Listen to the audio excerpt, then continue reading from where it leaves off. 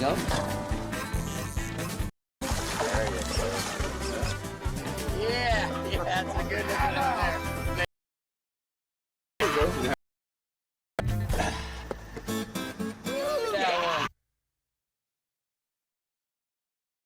All right, listen up.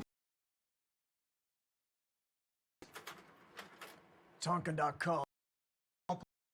And a great deal.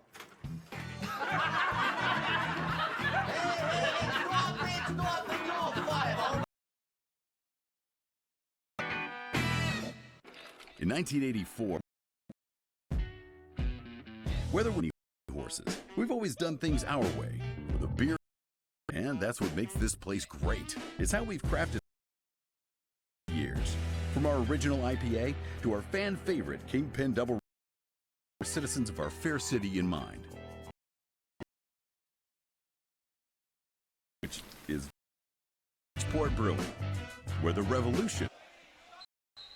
Catch Mikachu trying that many points on 3 in favor of Angel. Our proud sponsor, Tonkin Autos in the Pacific Northwest, and they're only a click away at Tonkin. Olivia shooting John Stanton's little.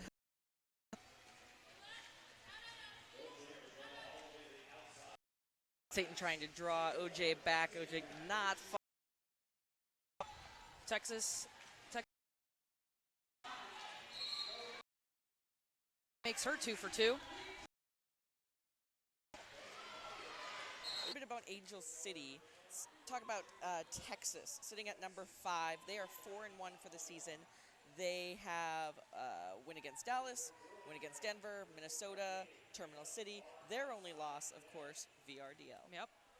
Consistent theme. Yes, indeed. Freight Train again on the line against Darby Dagger again here.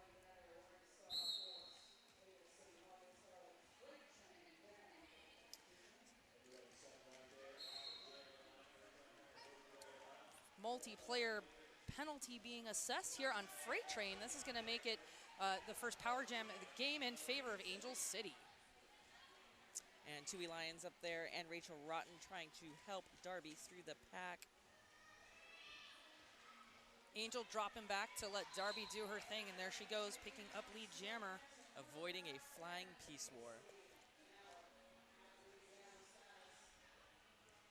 Peace War had a fantastic game last night. One more goes chest up here to Smarty Pants. Peace War recycling to the front. So whistle in the rear of the pack. We're going to lose Rachel Rotten to the penalty box. You talked about Peace War's game last night. All of Texas last night really, really taking out that 20-foot, going as far as they could. The defense was so, so strong. I think the key for Texas is going to be trying to stay a little more together. Last night we saw them kind of go 2-2 quite a bit, and can't really do that with a team like Angel City that's just going to break you up and beat you up the whole time. And there goes Freight Train, clearing that pack. That was just her initial pass because she was in the penalty box. Darby Dagger picking up 3 more, so it's 7-0 on that jam. Angel City now up 13-7. Both teams equal so far in penalties. We're not seeing any team running away with the penalty box. Yeah, it's really calm. It's pretty warm in here. It's probably about 95 degrees here in Portland. Tomorrow is expected to be hotter. We saw lots of hydration heading into this game. Lots of puking, too. Catch Mikachu, that's number 22 for Angel City, now jamming up against Gravy Baby. Catch Mikachu with a sneak move. She is your lead jammer. Gravy Baby still being held back. Got that Octane Jane Lacey Knight matchup. Peace War knocks out Catch Mikachu. Lacey Knight takes out Gravy Baby. And we're going to lose Peace War to the penalty box. Gravy Baby still struggling to get herself through. We talked a little bit yesterday about Angel City's defense. When they need to play flat walls, they play some of the best flat walls. A little ballet happening over here in turn 1. Almost held on. So they play those flat walls when need be. Yeah. And then you see this, of course, triangle defense that's so popular. Just the ever-evolving Angel City defense. All right, the pack has still not really crested turn 2 in this jam. But catch Mikachu already with a 10-0 jam. Getting lots of assistance here. Octane Jane's really standing out to me so far this game. Gravy Baby taking some big hits in the back, waving that jammer star almost in surrender, I think. Peace War with a takeout of Catch Mikachu at the top of the pack. So Mikachu already has her points for this jam. I assume she'll call it. There she goes. Did she get all 4? All 5. That was a 15-0 jam for Catch Mikachu. Quite a jam there. And I just want to thank you for tuning in here. Blaze Streaming Media, our best friends here. And we're streaming live on WFTDA.tv. Make sure you tune in later, tune in tomorrow. Come to Oaks Park. These bouts are live streamed, but they will not be archived. Satan's Little Helper on the line and going up against OSJ. This is the 3rd time these two jammers have been paired up. Huge hit by Tui Lion trying to break up that Texas defense.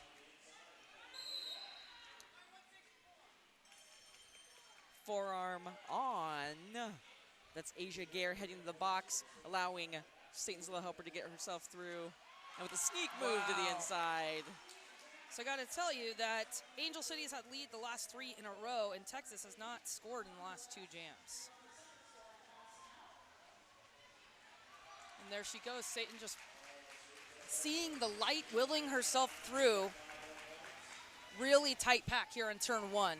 She has an invisibility cloak to her, you know. She's kind of just finds that hole and nobody knows she's there. Angel City definitely on a roll here. Texas braces for her, but she finds the inside line. Wow, they were really isolated on the outside by Angel City's offense there, making that last pass a little easier than usual for Satan. She's already got 20 points, and we're just about a minute over the jam. Excellent assist by Rachel Rotten. That jumping over the other skater was pretty cool, too. Got a whistle. I believe that's Red Raven. Finally, we have our first star pass to Stoner.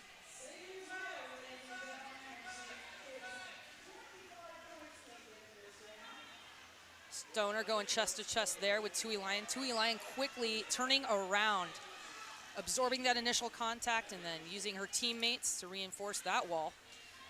And you know, 25 points on this jam. Satan's Little Helper is just content to let the time run out. Little love tap. Red Raven coming in from the box. 2 points up on the board here for Texas.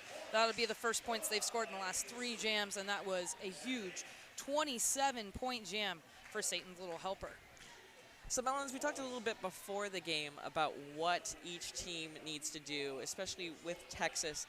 Texas has a tendency to skate either very, very clean. I think saw them do a game once where it was under a dozen penalties for the entire game, or get themselves into penalty trouble almost right off the bat. It's going to be key that they skate as cleanly as possible to kind of chip away from that deficit. We have an official review being called here, and we'll tune in to our house announcers when we find out what's happening. I want to thank Porcano, amazing tacos with 2 locations right here in Portland on Mississippi and Hawthorne. Well, hey guys, and everybody at home. Texas, I should say their coach is requesting the low block be upgraded to a bigger penalty. We will see. Oh, well, that's interesting. I'm sure there will be an exciting conclusion to that, but you know, maybe they're concerned for everyone's safety. Maybe they're trying to get a powerful skater ejected. It's one of those risky moves, right? We're a little over 10 minutes into the first half, right? So you're going to go, if you lose 20 minutes without that official review, but you're right. if you get that upgraded and you lose a really great blocker, it is definitely a win 50 minutes without them.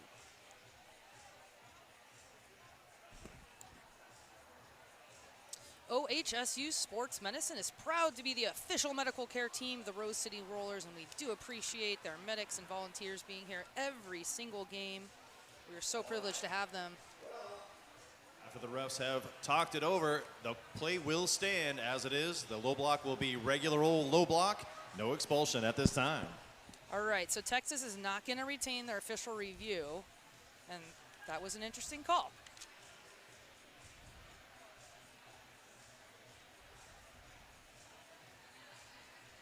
Our head ref just discussing that with the coaching staff. You know, the smart thing is with this Melons is even though they did not get that expulsion, it raises. Yeah, it she's on the radar. Yeah, exactly. What are you, an official? You don't know these things. Did a little dabbling in officiating. All right, we are getting back to it. Freight Train is on the line against the one and only Chica Go Lightning. That'll be her first jam of this game.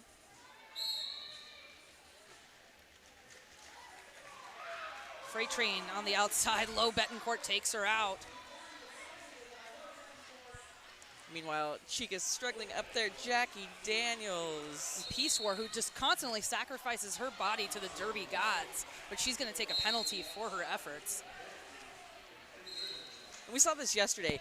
Peace War was in penalty trouble towards the end of her game, but every single penalty, that's what I call those worth it penalties. They're certainly having a problem playing as a cohesive unit right now. There's obviously no loss of talent. You know, skater rosters change. There's so many amazing skaters on this track. Yeah, absolutely. Texas last year losing just a few faces. You know, Fifi Phenomenon, Bloody Mary, retirement. Angel City, though, losing 4 skaters as well, and Honey Brasco, Ghetto Fabulous. Just left Angel City, moved away. Mika Speedia and Ashley Hobbs. So both teams seeing their core still there, but losing some key players across the board. Darby Dagger wearing the star here for Angel City Derby. They're no longer Angel City Derby girls. And Texas Roller Girls have Nikki Ticky Time Bomb on the line.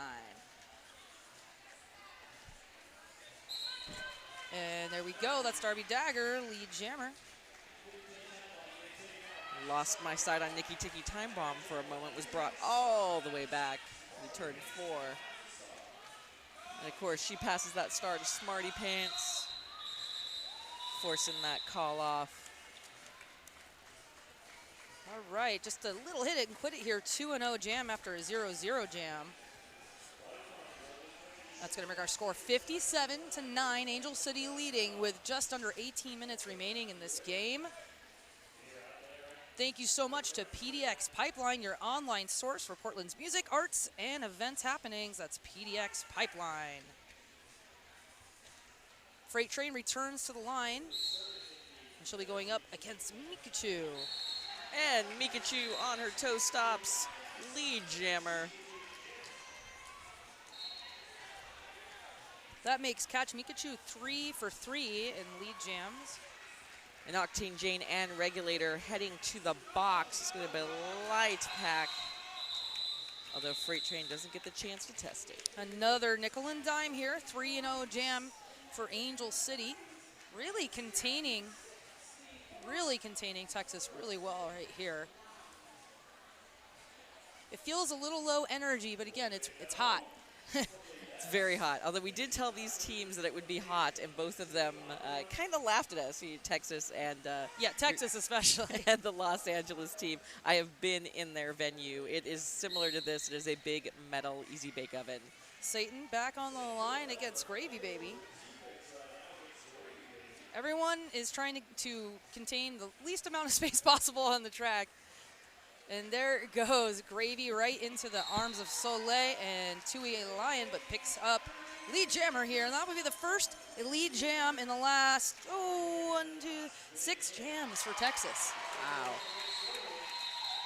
Crowd happy to see them wake up a little bit here. That was a 4-0 jam for Gravy Baby and the Texecutioners.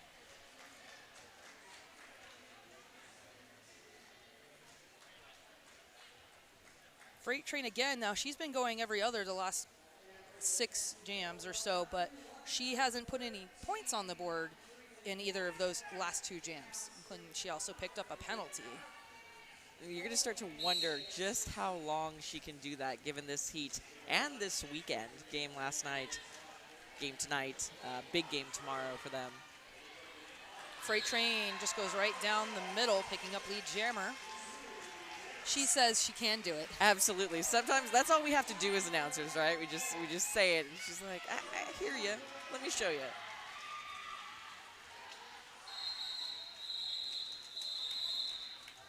Another low-scoring 3-0 jam here, this time in favor of Texas. So the last 5 jams in a row have been single-pass jams, if that. Texas actually does really, really well when they are able to hold a team to a single-pass jam. You start seeing that score just chip away and chip away. Angel City, on the other hand, we saw last night, big runs. You see Bo Jackson holding up her tripod. They immediately fall at the hands of Checker, and Darby Dagger manages to take advantage of that and find her way to lead jammer. Rare swing and a miss on Jackie Daniels there. And Tui Lions heading to the box. Darby Dagger getting some words from the line to just milk it, try and get every point that you can. She picks up 2. So yeah, they're just really trading nickels. Thank you to our newest sponsor, Bridgeport Brewing. Grab a Bridgeport IPA or cream ale at the bar today, right here at Oaks Amusement Park, or wherever delicious Bridgeport Brewing beverages are sold. I was at the Selwood Public House today, and they had it on Nitro Tap. It was delicious, allegedly. Allegedly. Catch Mikachu returns. She's up against Freight Train, who again is right now in every other jamming rotation. And lead once again. It's the first time Catch has not been lead. Huge hit sends Lacey Knight to the ground. Doesn't even slow Freight Train down. Crowd is loving that. Freight Train putting a big 5 up. Catch Mikachu. Finally out. About 40 seconds. Tui delivers Freight Train to the outside, trying to protect her points. She actually does. 3 more for Freight Train on that pass for an 8-0 jam. Texas kind of crawling back into it because they've just increased their score by 33%. They're at 24 now. Angel City with 62, 12.5 minutes remaining in this first period. And Satan's Little Helper will return to the line here against Nikki Tiki Time Bomb. In that lineup, we saw Charmer out there, center of the track, kind of having a discussion, having some words. Satan quickly picking up lead jammer. And the pack still on. Oh, that jammer line, and wow, Nikki Tiki gets taken out that inside line, very acrobatic fall. We're gonna lose Soleil to the penalty box. Wow, and manages, that Satan Little Helper like spun out underneath Trauma. I'm still impressed with Soledad's double hits. Whenever you can take out a jammer and a ref, you get that's just bonus points. So Trauma's the pivot. She's got the star in her hand. Nikki Tiki has passed it off.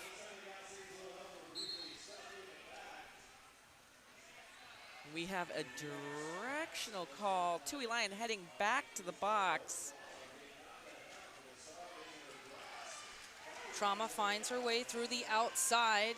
Satan holds onto the inside line. Peace War takes her out. And Satan would have picked up a cut track in the previous rule set, but steps right back outside, calls that one off at the end of that. It's going to be a 9-point jam for Angel City. Score now 24-71, Angel City leading.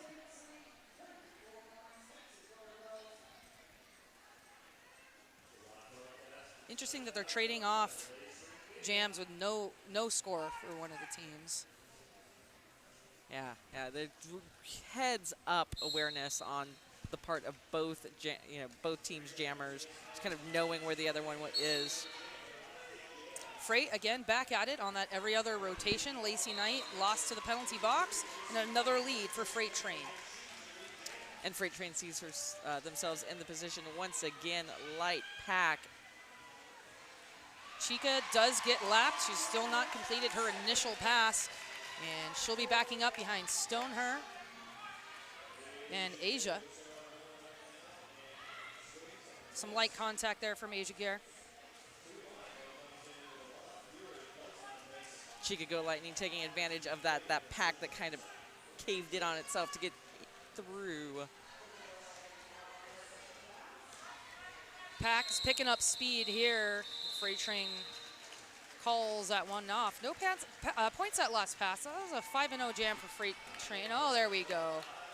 Full 9. Another shutout for Angel City. They're just trading those off. Whoever gets lead gets points, and that's it.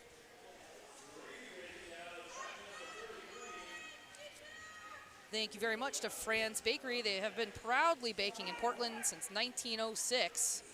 A little bit later, we're going to do our Fran's bread toss. It's my favorite fan promotion ever.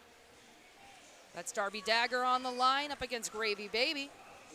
My first bread toss, I got hit in the shoulder with a loaf of 12 grain, I think. It's worth it. It's the best time. Darby Dagger pushing up against a good-looking tripod here.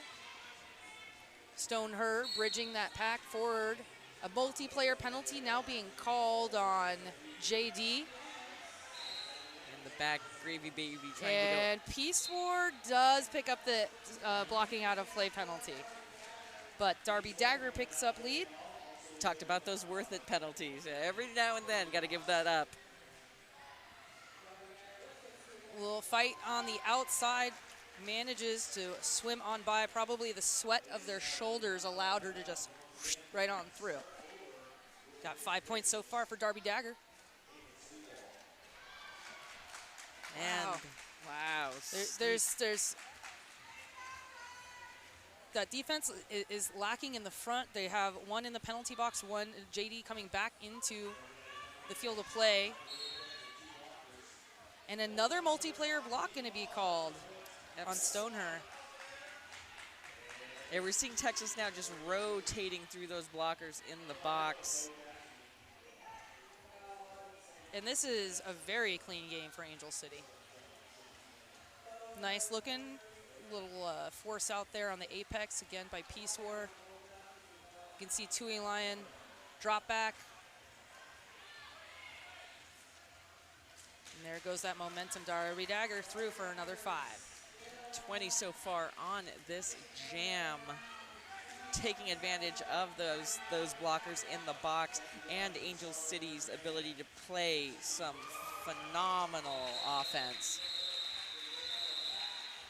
All right. 95 for Angel City, 33 for Texas Roller Girls. 7 minutes are remaining in this first period. Thank you very much to Socketumi. Unleash your inner superhero at socketumi.com.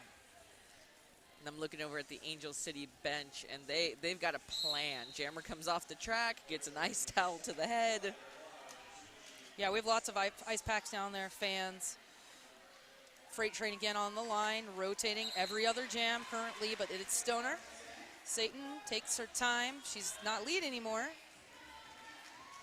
She steps right in front of Stoner because Stoner stepped out, so smart play there. As this jam winds down, you see Satan's little helper in the back up against a triangle of Texas blockers, but Angel City. That was Bo Jackson. Smart move by Jackie Daniels, taking that quick little move to the inside, kind of almost I don't want to use the term tripping up. They're bordering on out of play. The pack is in the front here. Peace War drops back. And you see Trauma very skillfully loosen up on the brakes to rejoin being in play. And there was a star stash. I'm sure. Lo Betancourt heading to the Pabst Blue Ribbon penalty box. And Freight Train picking up a lead here. So 20 jams, right? Freight Train's been in half of them. Still manages to have the fast She's feet. been in 9 of them.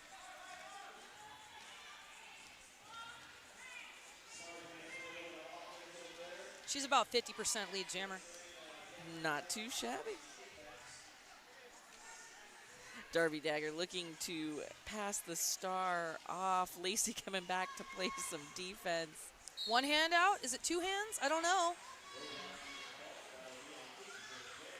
Okay, 1 hand out, no penalty there. She completes her initial pass after a star stash.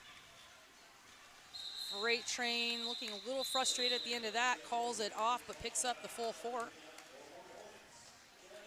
And I'm going to guess they are going to rest her for the next minute and a half. Well, when we've also this weekend extended our half times by 5 minutes just to give them a little more time to puke. It's hot. They're working hard. That is correct. There is so much Gatorade and so much water and so much things happening. All right, 4-3 pack advantage here for Angel City, sitting right on top of that Tonkin jammer line, and it's Satan's little helper up front, Nikki Tiki Time Bomb jamming. Satan with her spin move, lead jammer. Texas coming back to help Nikki Tiki Time Bomb try to get through that Checker, Wow. Octane Jane, Rachel Rotten trio. Satan has been lead jammer her last 3 in a row. That was interesting and very confusing for the Texas defense. And with that invisibility cloak, Satan picking up 5 more points.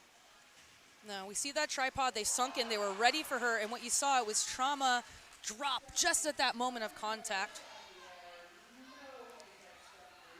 Peace Wars there, they're rejoined there by Asia Gare.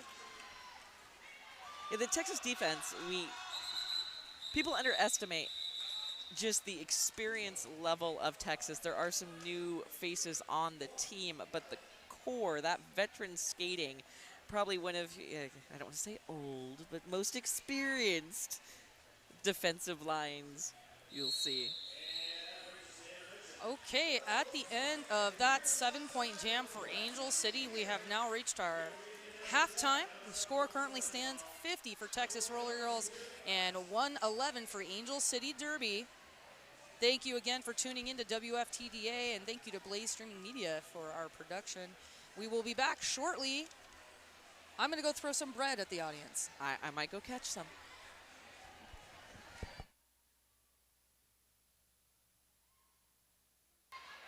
Derby Days is meant to be super challenging. 3 different focuses. So 1 focused on jamming, 1 focused on blocking, and 1 focused on the strategies that we use as a team. Getting to play at a higher level and then getting to put that all together into scrimmage every day. I felt like I could ask questions about drills while we were doing them. I flew 2,000 miles to go to Derby Days last year. You should totally go to Derby Days. It's a lot of fun, and they're all super supportive. So even as a totally new person who only been skating a couple months, I really got a lot out of it.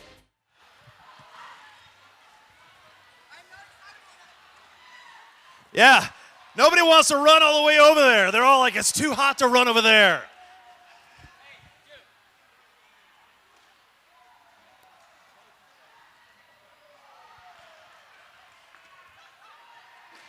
Don't mind me, I'm just dropping my buns. She got up. She actually got up. She gets some.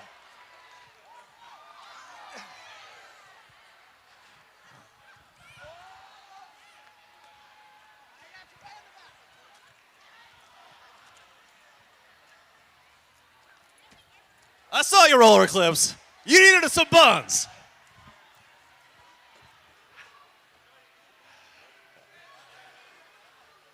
And that's how we do things in Portland, ladies and gentlemen. We throw bread at y'all.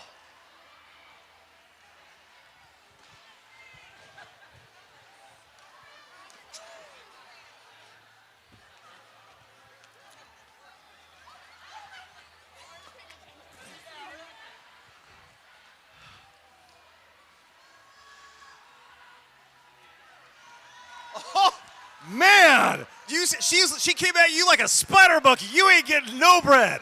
No. I'm gonna gotta hand you some. That's lady over here. Look at, she's like the bread collector. Man. All right, everybody right here, don't sit with this lady in front of you because she is like Spider-Man with bread. All right, you guys, everybody get yourself a nice cool water, get yourself something to eat. We're gonna be coming back here in just a few minutes. That'd be 12 minutes, so make sure you get beer. By the way, the beer is outside. Walk outside, go get some beer, and we'll be right back. Thanks, guys.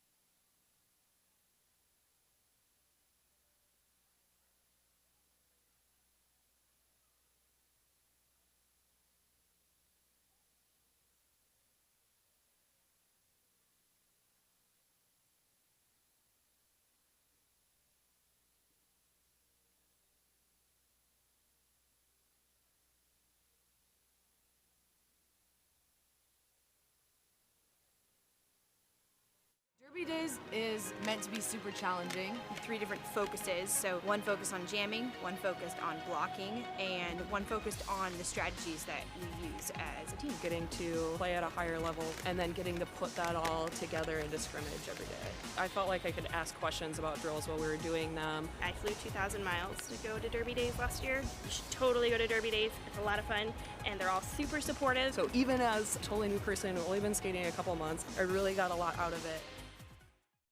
In 1984, we set out to change the world and got thirsty. And that's when the revolution began. Where we come from, beer isn't just a beverage, it's a way of life. A strange, alternative, offbeat life.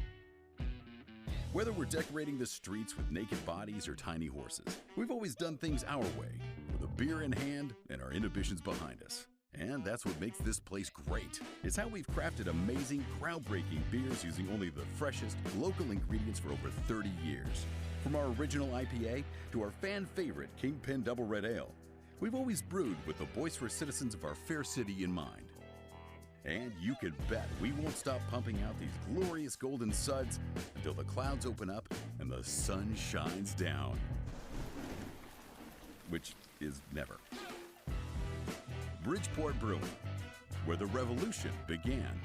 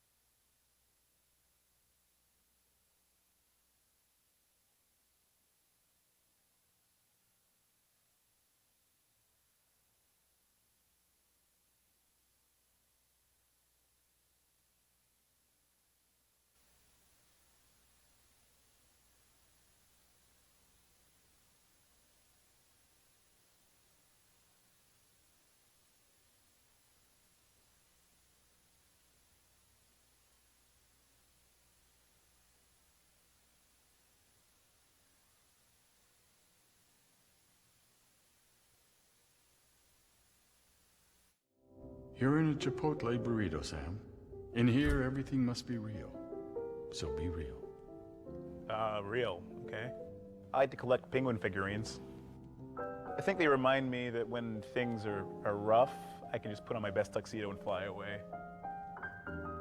Sam, you know, penguins don't fly. This is stupid. Thank you for coming. There's a swag bag on the way out. Thank you.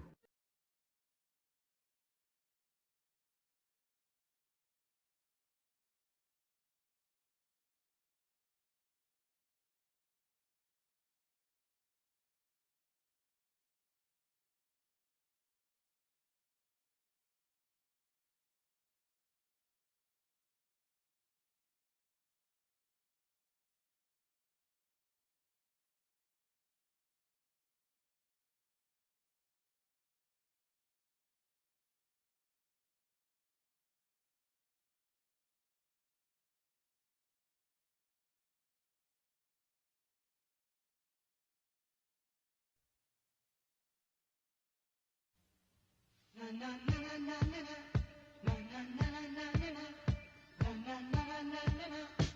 the sun goes down and the evening rolls around, that's the time I find got blue ribbon on my mind. I got that blue ribbon on my mind. More and more lately I find I've got a taste for living. I'm thinking cold blue ribbon. I've got that blue ribbon on my mind.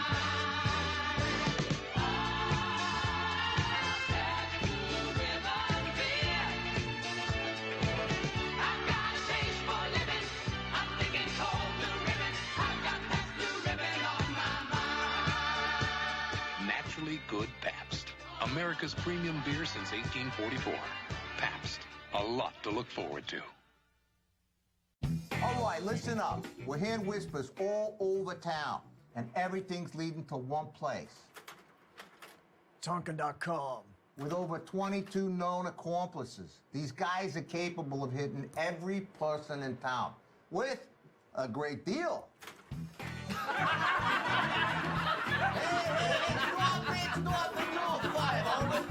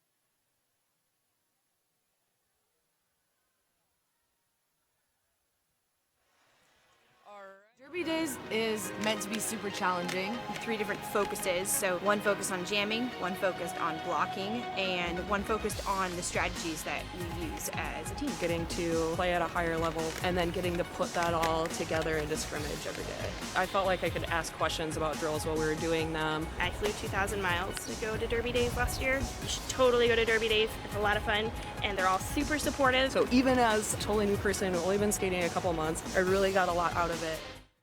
Yeah, we kind of expected it to go in Angel City's favor based on rankings, Right. and past, gameplay in the past few months. However, not this score. Yep. So in the first half, the story is that,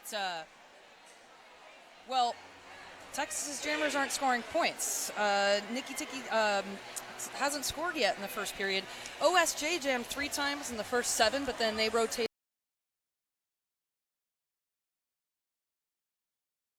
Only putting up 4 points in the 6 jams she skated in. Freight Train obviously is their wheelhouse right now. Freight went basically every other jam. She skated in 9 of the 21 jams in the first period, and she put up 31 points. One of those was the only double-digit jam that Texas has had this game. It's a 13-point jam. On the Angel City side, Satan has put up 49, Catch Mikachu with 23, and Darby with 39. Satan had a 27-point jam, and Darby Dagger had a 24-point jam. And the penalties are also very low as well. Only 12 for Angel City, only 10 for Texas, and there's some pretty penalty-heavy teams. Getting back here to the second period, we have Satan's little helper on the line against Freight Train.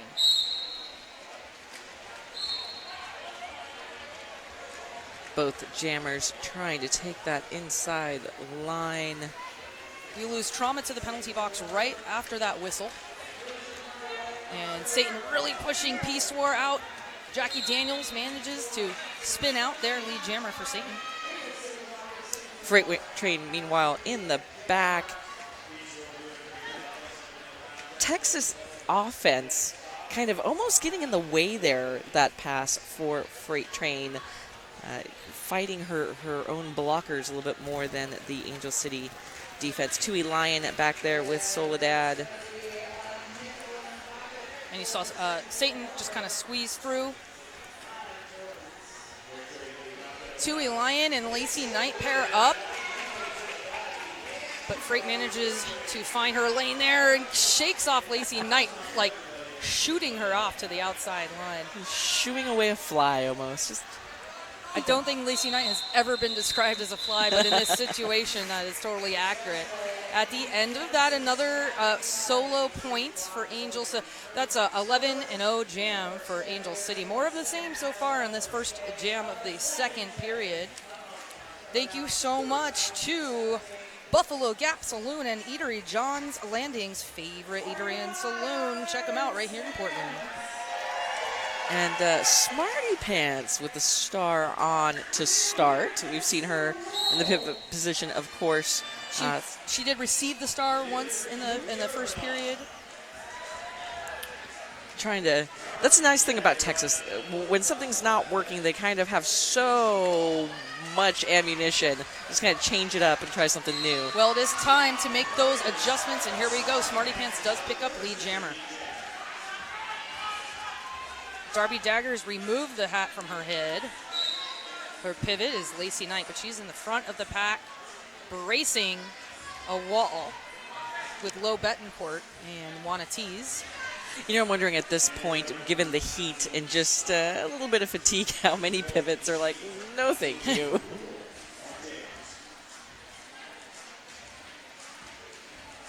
Octane Jane really putting in the work right now. On offense for Darby Dagger. She was just trying to peel him off 1-2, 1-2. Darby Dagger able to hand off that star, and Angel City has completed their initial pass. Smarty wraps around that last blocker for Angel City. That was Wanna Tease, and manages to pick up a 4-0 jam. Again, they're just going to be swapping shutout jams.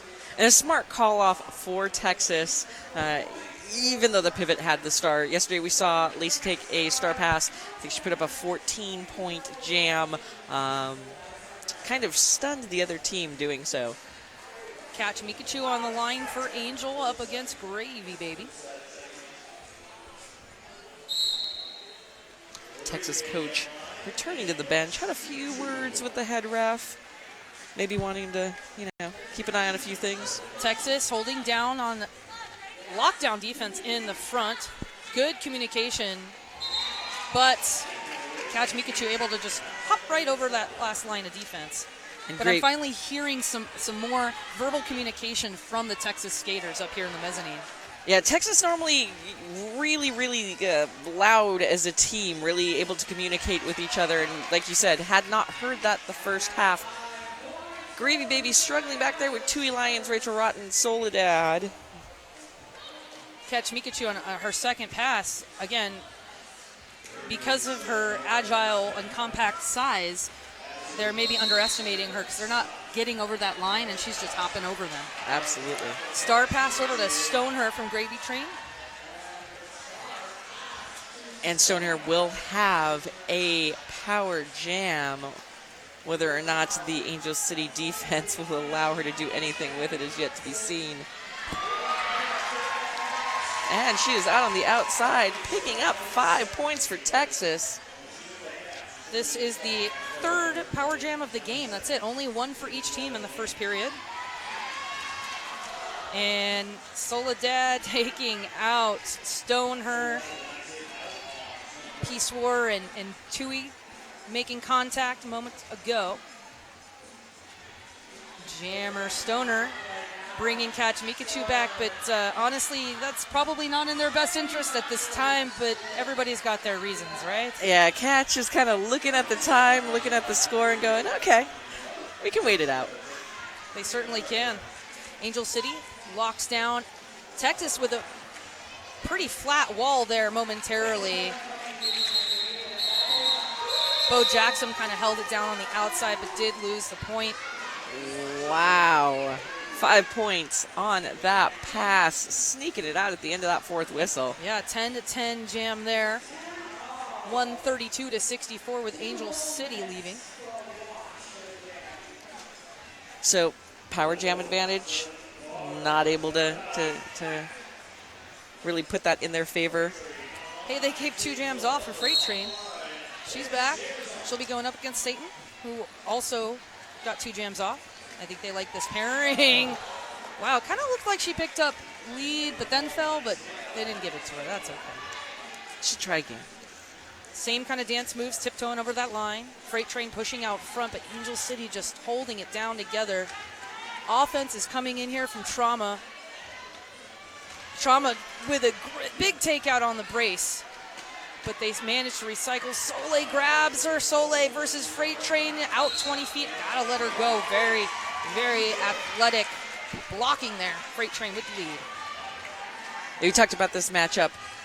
2 very, very different styles of jamming. Kind of that, fancy footwork versus just sheer power. At the end of that, 4 points for Freight Train. Another shutout jam here. 68-132.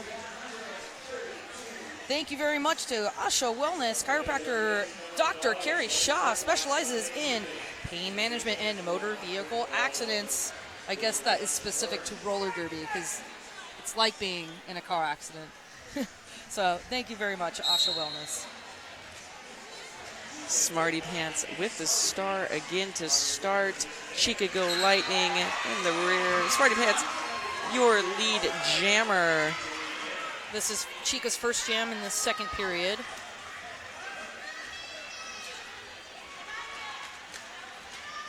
And that is Polygon out there trying to help Smarty Pants through. Smarty hangs on, makes it through. Chica's in a unique kind of relief jammer rotation here. She only had 3 or 4 jams in the first period. Smarty Pants just able to spin off every skater. It doesn't matter. You know that's her move, but she's so wiggly. 10 points so far for Texas. They are back in it at the hands of Smarty Pants and a more activated offense. So if you actually go to a Smarty Pants clinic, she actually teaches you how to just kind of shape shift. It's the advanced course. And Asia Gare going to the penalty box, 2 blockers down for Texas. And Lacey Knight receives the star, thinks that she stepped out of bounds, so she dropped to her knees. The end of that was a big-time jam for Texas. Another shutout, 2 in a row for Angel City, 13 points. That is only the third double-digit point scoring jam for Texas. Score now 81. Texas is crawling back into this game. And Texas definitely a second half team, and they're doing what they do best. You know, couple of passes calling it and chipping away. Well, yeah, they certainly need multiple scoring passes. They're going to have to throw the dice. Darby Dagger on the line for Angel, her second jam of this period against Freight Train. All defense all day. Texas only has 2 blockers on the track, and they were able to buy some time, but have to let her go. Oh, excellent maneuvering there. Stoneher receiving the star pass from Freight Train. This is her second reception of the star. Ooh. Okay, that looked a little late, and they gave it to her. You know, that's a hard call for any official because she, at the jam had been called, but she had momentum, and they made contact, but it wasn't. It was more of a counter block. I don't know. Whatever. She's going for misconduct. Tui looks confused. I would be too, but them's the rules. 2-0 jam there for Angel City. Tui telling Charmer, I had already launched my rockets. There was no turning back.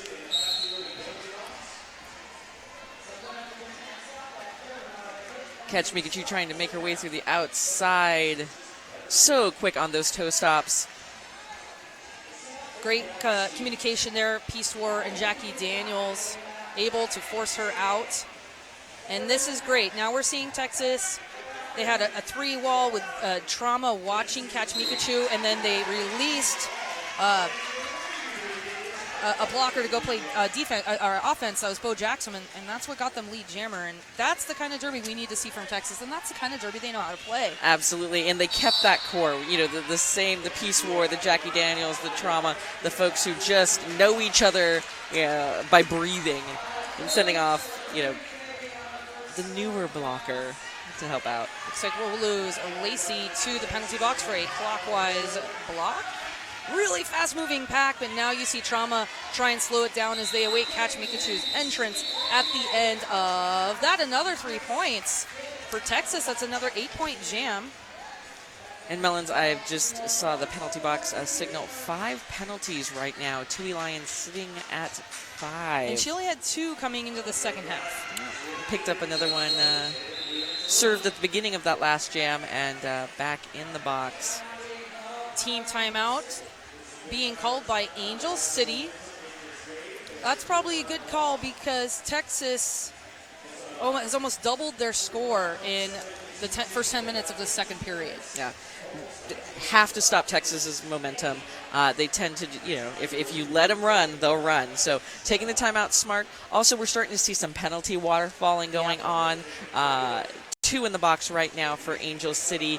We did see that rotating cast. So great move on Charmer's part, just kind of settling everyone down. And that's what Angel City needs to do. And they've been successful when they've done that, when they've taken those really key timeouts and regrouped. I personally think it would be irresponsible to not exhaust all of your timeouts and official reviews when it's this kind of weather. Give your skaters enough time to take a breather. We have 18 minutes and 43 seconds remaining in this period. It's my pleasure to thank league sponsors, the Portland Mercury, Kind Bars, Portland Vital Signs, Shebop, and Kay's Bar. The Wheels of Justice are sponsored by CrossFit Magnus, the official fitness partners of the Wheels of Justice, and WSL Leadership Coaching, the official secret weapon of the Wheels of Justice. And that spin move gets Smarty Pants lead. However, Soledad kind of hitting her out right at the end there. Yep, good. That was the perfect call off for Smarty. because she was able to ice 2 blockers in the penalty box. Satan's raising her hand. She wants to just jam again. And they're like, no, just come here, please. But I didn't get a chance. I didn't even get to do anything. This is going to mess up my stats. That was the second scoreless jam of the game, one in the first period. I love this move at the jammer line. Like, hey. All right, Freight up against Darby Dagger. Chewy's been released from the penalty box. Lacey Knight standing 1 in the box for Texas. And even with the depleted pack, Darby Dagger able to come out with lead jammer. They have not had lead the last 2. And Freight is 1 for 4 in the second half. We have Stoner with a skate issue. Loose laces there off the track, returning back. Trauma battles at the top of the pack, but Darby Dagger swings through. She puts up the first 5 of this jam. Polygon comes in with some nice contact there. This is the 3rd star pass that Stoner has received in this period. We were on the same page, Melanie. I was about to say, I've seen that star on her head a few times now. Doesn't look like Stoner's put up any points in those star passes. Angel City is wise to that trick. 7-0 jam for Angel City. The score now 89-141 with just under 17 minutes remaining in this game. A little jockeying at the line. I want to be the big spoon. No, I want to be the big spoon. I feel like Satan would be more of a little spoon. Smarty Pants and Satan, quite a pair up here. Peace War holding that inside line. Jackie Daniels drops back. Peace War back on it, and Satan squeezes out the inside, but it is Smarty Pants that's the lead jammer. She's out by about half a lap. Texas kind of setting themselves up for this quick hit it and quit it. And for all that work, picking up 1 point, bringing the score 141, Angel City 90 for the Texas Roller Girls. Thank you again to the folks at home watching. I've heard there were some feed troubles in the first period, but everything seems to be great now. Thank you again to Blaze Streaming Media for bringing you this free live broadcast of the number 3, 4, 5, and 6 teams in the world right here at Hometown Throwdown. And we have more Derby in store for you. We'll talk a little bit about that after we figure out who our lead jammer will be. Pivots going to town against each other at the top of the pack. Lacey Knight shutting down Gravy Baby. And beautiful. Gravy Baby out as your lead. Stoneher bringing Catch Mikachu all the way back to the jammer line. Catch has the star off her head, but Lacey's busy doing the things that Lacey does, which is beating up people at the top of the pack. And she's going to bring back Gravy Baby to that Ophelia Mellon's pivot line. I just made that up. I like it. We'll go with it. Octane Jane to the box for Angel City. Lacey kind of telegraphed that one, but she had already picked up her points. I like the call off, just on your way to the box. Like, oh, I'm just gonna tap my hips. 5-0 jam there for Texas. So Angel City has not scored in the last 2, but Texas being held to single scoring passes. Yeah, chipping away, but with 14 minutes, 25 seconds left on the clock, they're gonna need those multiple passes, get them back in this game. Texas is at about 70% lead, 75% lead jammer in the second half so far. And I wonder if that's because of number 5 out there. Might be. Smarty Pants out there proving, and there you go. She's like, yes, I think I do contribute to that lead jammer status. Why? Because she's gotten 5 out of 5 lead jams in the second half? That might be why. She has a power jam. Darby Dagger going to the box on a track cut. Just what Texas was wishing for Christmas. Got a little bit early. Or Hanukkah. Absolutely. At this point, they were going for 4th of July. Yeah, I guess so. Smarty Pants pushing up that inside line, and now you see Texas trying to attack from the outside, but Angel City, they've got it covered. I blame the ref for that. I'm pretty sure ATG, yeah. I just thought it was just cute to see Smarty Pants like shake her head and go, ah, yeah, yeah. All right, 8-point jam there. And a third scoreless jam for Angel City. Darby Dagger being iced in the penalty box, so this is going to be a power start for Nikki Tiki Time Bomb, and that's an interesting choice of jammer for Texas. Not so successful the first half of this game. Fantastic game yesterday. So maybe she's like, I'm ready. I'm ready for this. Although Rachel Rotten saying, try again.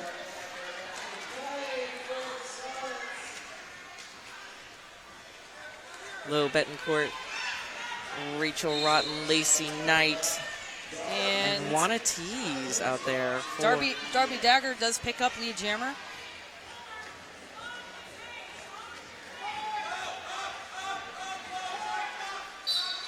It's like they are resting Freight Train. And Lacey Knight heading to the box once again. Low Betancourt and Rachel Rotten sitting right on top of Nikki Tiki Time Bomb, but she manages to find that outside line after a star stash. We have a pivot party in the Pabst Blue Ribbon penalty box. That was really hard to say. Angel City also sending Low Betancourt to hang out with Lacey in the box. And as if she knew, as if she heard her name, Freight Train back on the line.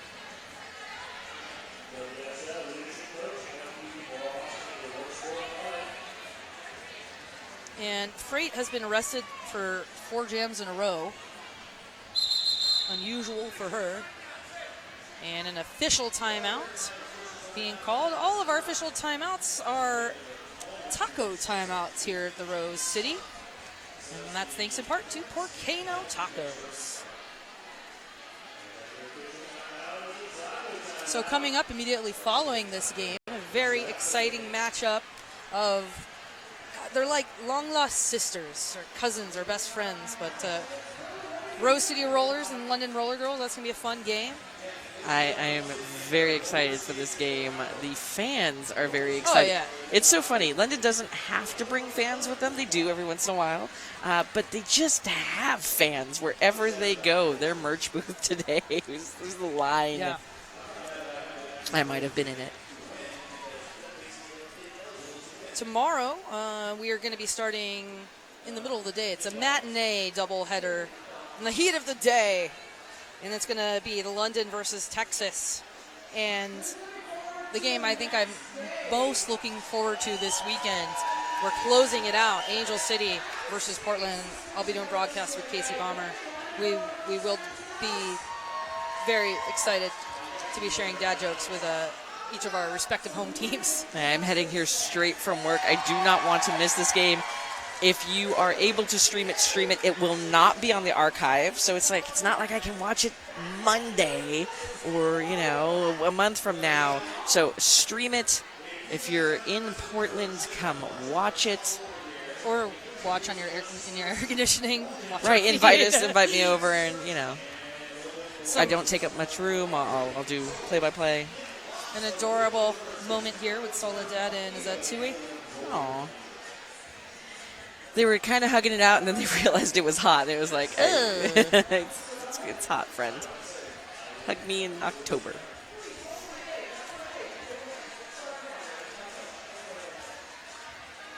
And we are ready to go.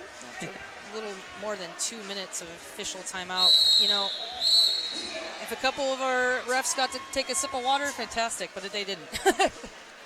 Wow, look at where they're starting. Smarty versus Satan. They swapped out Freight Train for Smarty. So Freight Train, this will be the 5th jam she's not jammed in a row. That was almost a Wilhelm start there back in the Yeah, it sure was. And there goes Satan. She's not somebody I'd want to give that room to. No, not at all. I think if you give her that much room, she's just going up and over the pack. And Satan trying to hook her way around Jackie Daniels. Lacey Knight free of the box, trying to lend some O. This is the first jam that Smarty has not gotten the lead. It's their 6th jam of the second period, or of the game, rather. And just as you said that, she took her helmet cover off, almost in defeat. She's out there.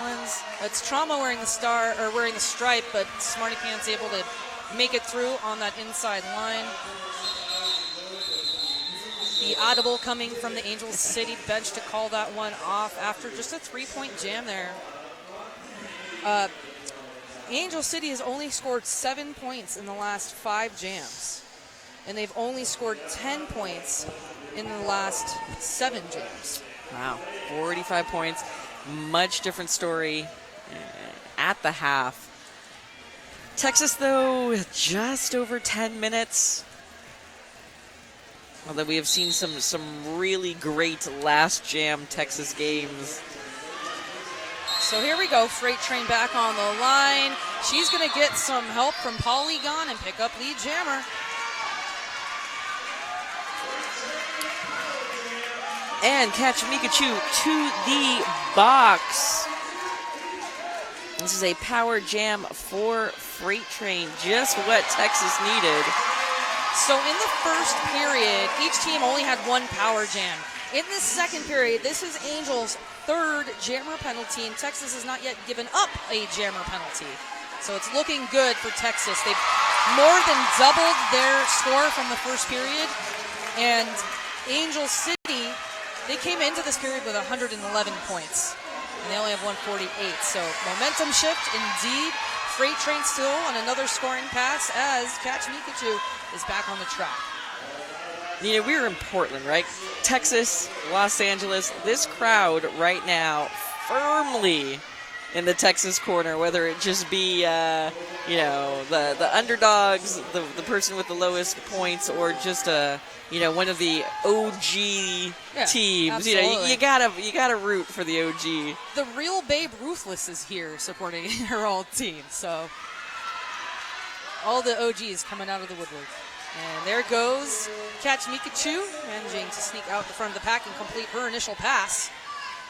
Texas in the back, they're waiting Catch Mikachu. There was an opportunity for some more offense there, getting 3 on that last pass. Another 13-point jam. This is the 3rd 13-point jam.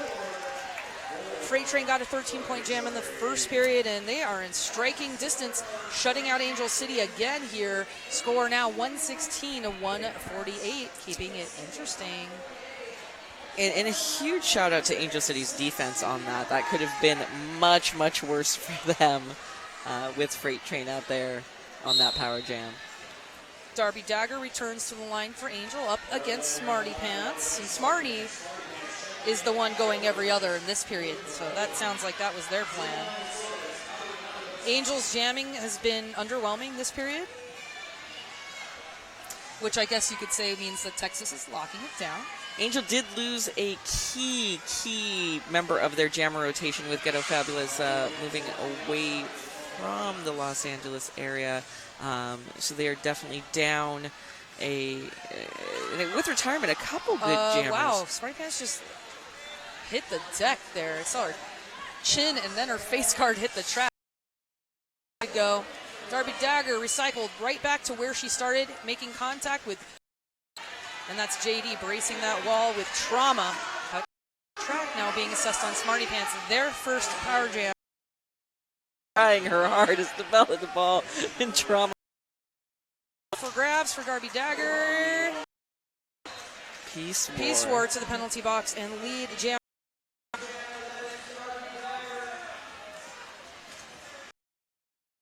Job by Trauma anticipating that incoming. Advantage of that confusion, picking up 5 points. They're back in it. Tui Lion with that beautiful. Shake that off. Jam's going to get called off. 4 more points. And Darby Dagger just looking gassed at the end of that last. See why Texas would be apprehensive. Besides, I think they're more used to the heat than we are. Right. It's like it's poor London that it doesn't know what's. Angel City just got that 9-0 jam. I'm going to take Supplies for your pet. Plus, they always have old. I love when I see a post that like, there's puppies. Yeah. The team manager for the Wheels of Justice works there, and she makes sure we get constant contact with puppies and kittens. It's really what it's our secret. We've just revealed the Rose City Rollers secret.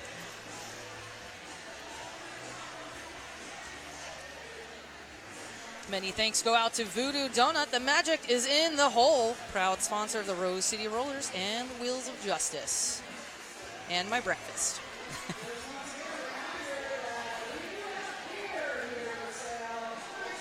So 116 to 158. We only have 5.5 minutes remaining in this game.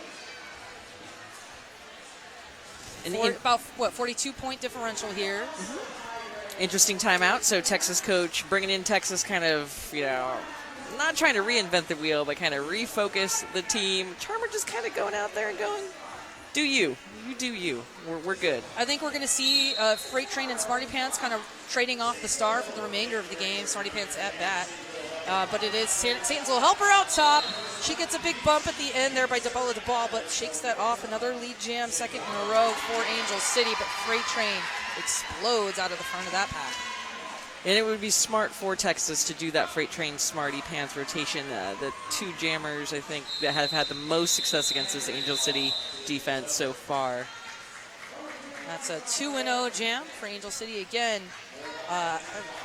it's incredible how many jams in this game have been a shutout for one team or the other.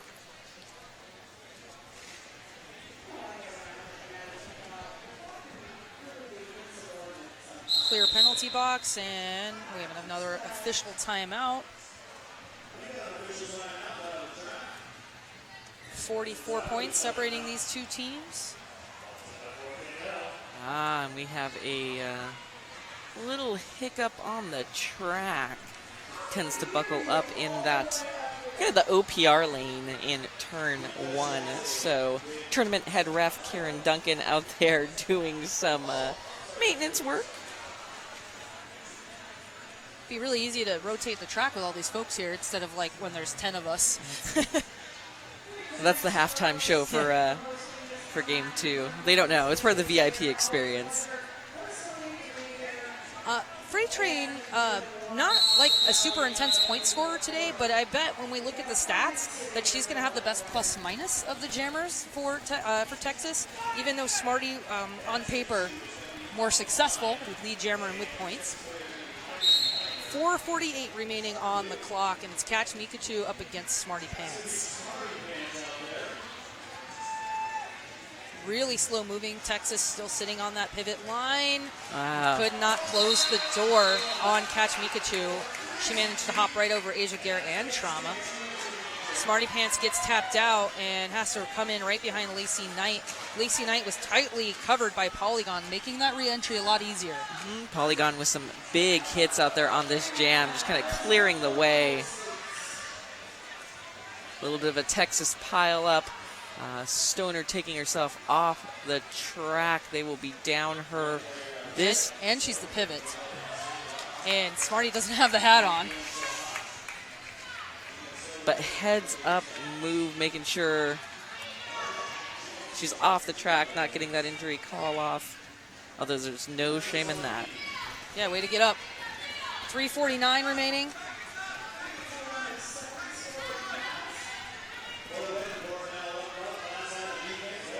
Stoner back up there working on Lacey.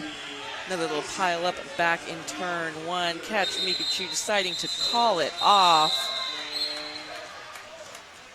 At the end of that, a misconduct is assessed. Who's going to the box? Is that Octane Jane? Looks like it might be Octane Jane. Didn't see the action. Polygon, though, on the floor kind of looking up like, are you going to call it? Angel City playing fast and loose the first 15 minutes of this half, but still very much in control. Texas scoreless the last 3 jams in a row. Score of 116 to 167, just 3:05 remaining on the clock, and it is a team timeout for Texas. Again, not a bad time to use that timeout. Their period of momentum has come to an end. And I want to remind you again, following this game, Portland versus London. So please join us. And again, these bouts are not being archived because it is the cutoff just about for playoffs rankings. Maybe I made that up. They needed a certain number of games by the end of June. So these games are important. June rankings definitely help in terms of seeding for playoffs and all that stuff. I wonder how many teams are watching these this weekend. 3, 4, 5, and 6. Yeah, there's tons of other Derby tournaments that have some amazing teams, but tournaments can be really overwhelming. I love having these bite-sized tournament weekends. Makes it a lot easier for officials, announcers, volunteers, and skaters, of course. When you have 4 of the top 10 teams, this is definitely the one to be watching. All right, Freight Train, of course, up against Satan, of course. Angel City's jammer rotation not as strong as it once was. And it is Satan, their workhorse, picking up the 4th elite jammer status in a row. And Soledad and Rachel Rotten out front, trying their best to hold back Freight Train. Soledad's going to pick up a multiplayer penalty there. Freight Train comes in with speed, wisely calling that one off. 3-point jam here for Angel City. And this is slipping away. 2:14 remaining in this game. Texas at 116, Angel City at 170. Texas 1 timeout, 1 official review remaining. 1 person in the penalty box for Angel City. You see Texas got 3 on the back line. Usually Angel City crowds that back line. Texas does not want to give Darby Dagger an inch of space. And an interesting choice to put Gravy back on the line. She hasn't jammed since Jam 11 of this period, and we're at Jam 20. I think at this point they're just going fresh legs. And you can see Darby Dagger really taking it easy. Goes right up that inside line into Peace War, and JD finds the outside line. Peace War was distracted and lost that skater. Gravy Baby trying to make her way around Soledad. Darby coming in and playing a little defense herself. We have a low block. Peace War heading to the box. Less than a minute remaining on the period clock. There is more time on the jam clock, so this could be the last jam of the game, if Darby Dagger has anything to say about it. And Peace War on that penalty. That was her 6th penalty as time winds down. 1 more to spare.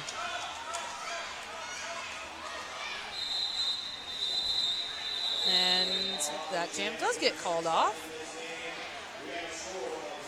No one's calling a timeout. Oh, we do have time for another jam. Okay. Maybe. There we go. There it is. I mean, it's smart to wait until the end to call it, but saw that Texas coach kind of walking out slowly, looking up.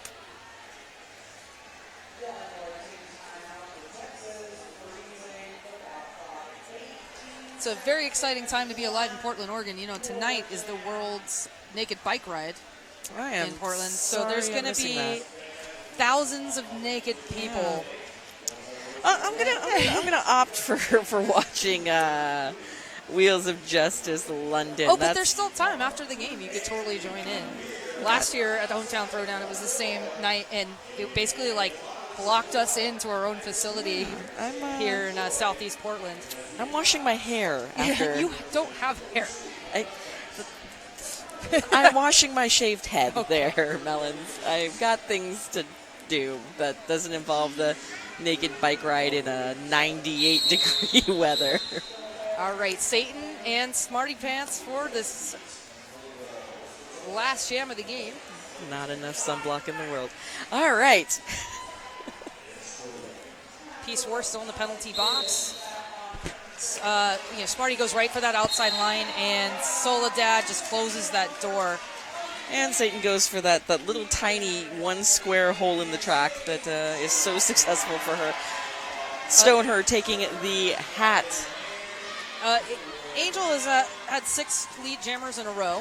The period clock has expired. Stoner making contact, but getting pushed to the inside boundary. Not sure why Satan isn't calling it. Well, just for fun. Why not? All right, another 4 points here for Satan's little helper. The interesting thing with this 3, 4, 5, and 6 teams, the points in the standings, these are not teams that are separated by hundreds of points. We are looking dozens of points in some cases. And so they really want those points. They want those points, yeah. Oh, beautiful move there. DeBella DeBall was holding the line, but only by one leg, and so Satan able to hop, skip, and jump right over that. 13 points so far because Stoner went to the penalty box. You wonder that 80 points, what that will do in terms of where they were expected to finish this game.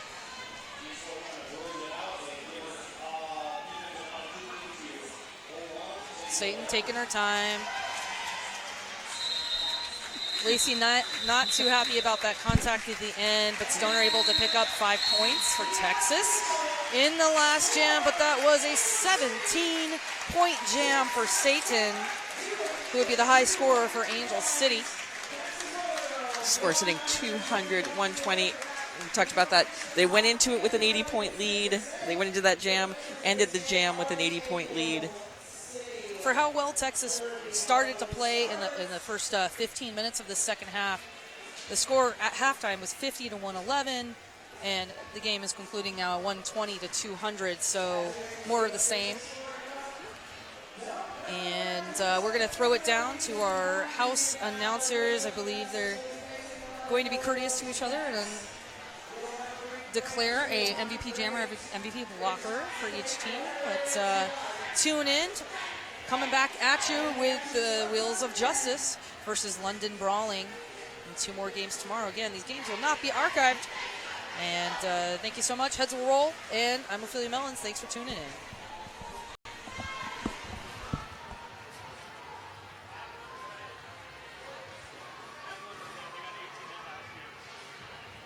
All right, guys, it is customary to go ahead and get on out here, give these ladies some love, slap some hands. I know we have an unofficial score, but it's safe to say Angel City has unofficially won this game, or officially won this game. Now we've got a final score, 201-120.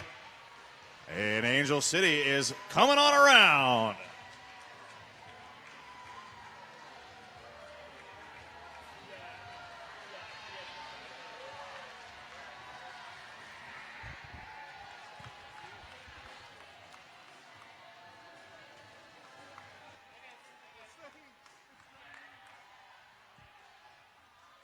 All right, Texas. Why don't you guys go ahead and take a lap, too? The fans love you, and everybody wants to give you a big high five. Oh, looks like they want to go the other way.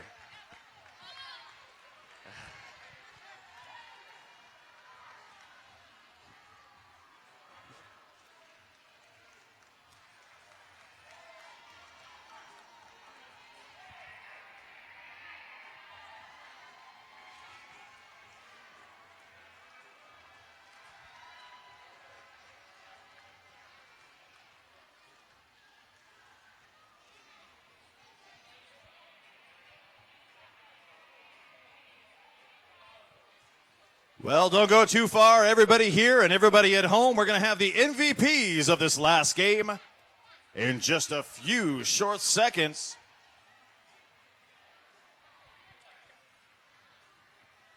All right, so I'll wait for somebody from Angel City to come out here and tell me who my MVP blocker and jammer are, and also from Texas.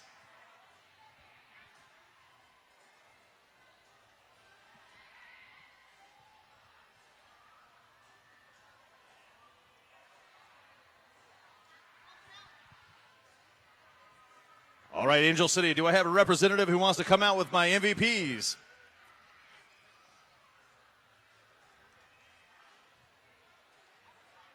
Texas.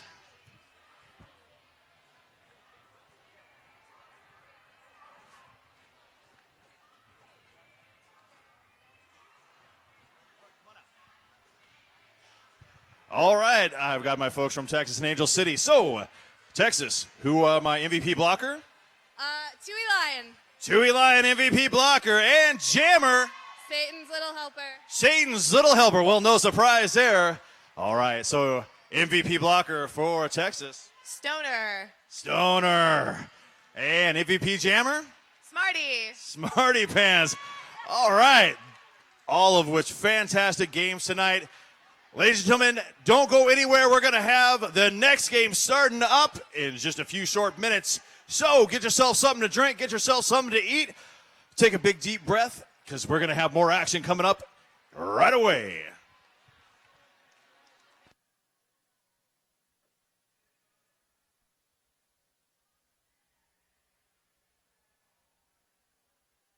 Derby Days is meant to be super challenging. 3 different focuses, so one focused on jamming, one focused on blocking, and one focused on the strategies that we use as a team. Getting to play at a higher level and then getting to put that all together into scrimmage every day. I felt like I could ask questions about drills while we were doing them. I flew 2,000 miles to go to Derby Days last year. You should totally go to Derby Days. It's a lot of fun, and they're all super supportive. So even as a totally new person who's only been skating a couple months, I really got a lot out of it. In 1984, we set out to change the world and got thirsty. And that's when the revolution began. Where we come from, beer isn't just a beverage, it's a way of life. A strange, alternative, offbeat life. Whether we're decorating the streets with naked bodies or tiny horses, we've always done things our way, with a beer in hand and our inhibitions behind us. And that's what makes this place great. It's how we've crafted amazing, groundbreaking beers using only the freshest, local ingredients for over 30 years. From our original IPA to our fan favorite Kingpin Double Red Ale, we've always brewed with the boisterous citizens of our fair city in mind. And you can bet we won't stop pumping out these glorious golden suds until the clouds open up and the sun shines down. Which is never. Bridgeport Brewing, where the revolution began. You're in a Chipotle burrito, Sam. In here, everything must be real. So be real. Real, okay. I like to collect penguin figurines. I think they remind me that when things are rough, I can just put on my best tuxedo and fly away. Sam, you know, penguins don't fly. This is stupid. Thank you for coming. There's a swag bag on the way out. Thank you.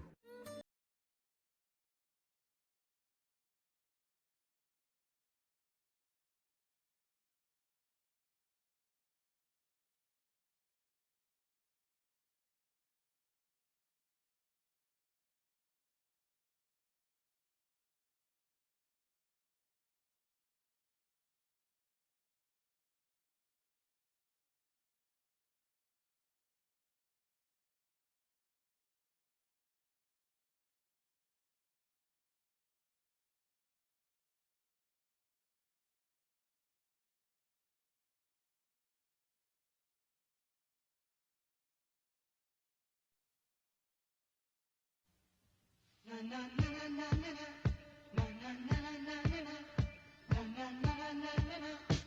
the sun goes down and the evening rolls around, that's the time I find got blue ribbon on my mind. I got that blue ribbon on my mind. More and more lately I find I've got a taste for living. I'm thinking cold blue ribbon. I've got that blue ribbon on my mind.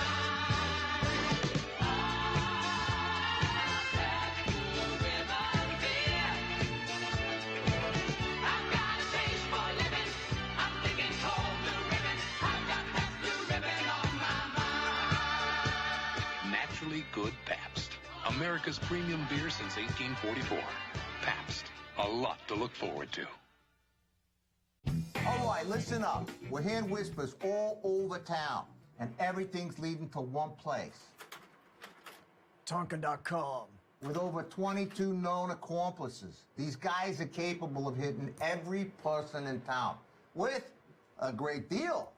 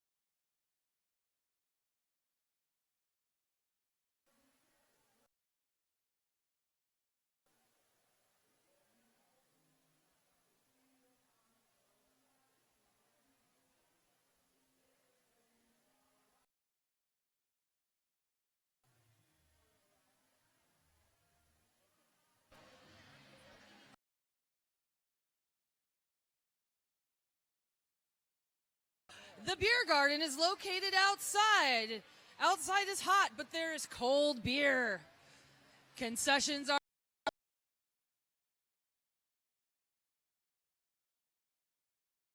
London Brawling merch, as well as the Wheels of Justice merchandise. That is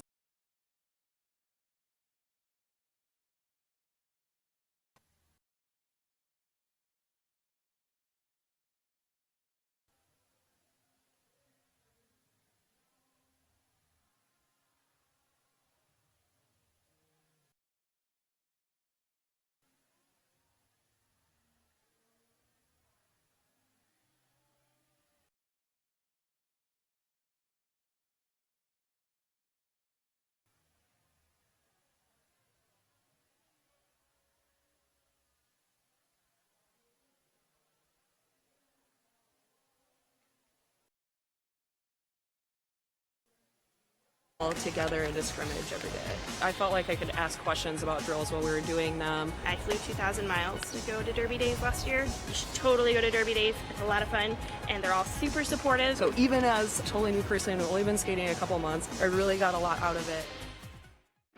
In 1984, we set out to change the world and got thirsty. And that's when the revolution began. Where we come from, beer isn't just a beverage, it's a way of life.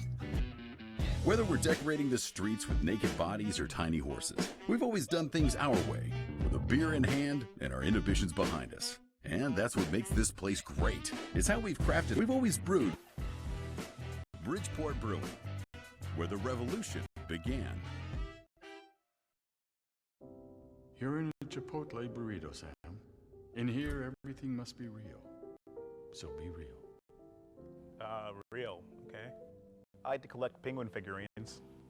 I think they remind me that when things are rough, I can just put on my best tuxedo and fly away. Sam, you know, penguins don't fly. This is stupid. Thank you for coming. There's a swag bag on.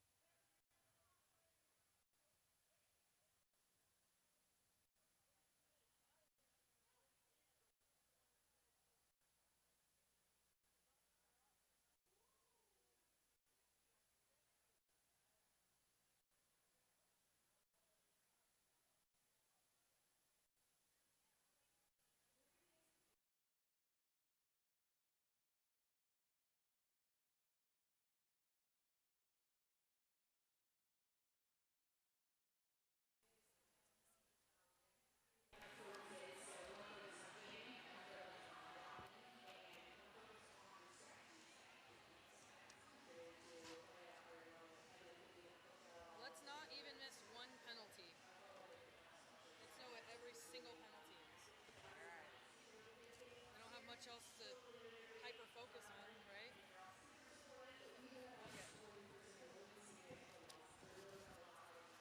Highlights. That's all we do. Highlights. Well, I mean, it would be more like professional sports. Who's out there? What penalties happen? Highlights. All right, we are back at it for the very exciting Bout 2 of Day 2 of the 2017 Hometown Throwdown. I am Ophelia Mellons, joined by Heads Will Roll. Say hi. Hey, everybody. And we've got on our third mic, Puns and Roses. Puns and Roses. Say hello. Hey, everybody. Taught him everything he knows. Who's ready to see the world champion Wheels of Justice play some roller derby? That's right. Heads, take it away.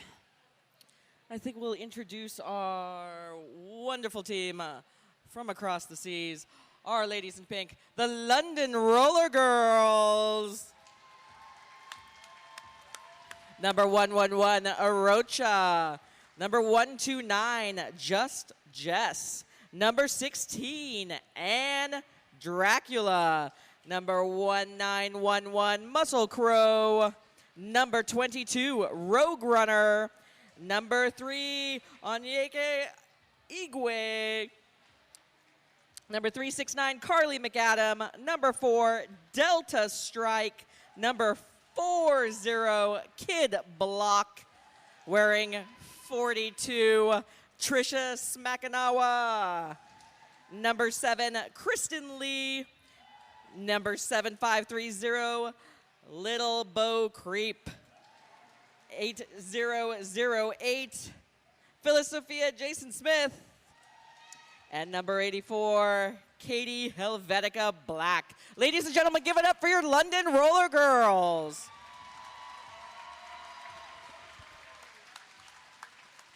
It is true, we have a very special bond with the London Roller Girls, and they're looking sharp in those hot pink uniforms, and it's my distinct honor to welcome the Rose City Rollers Wheels of Justice.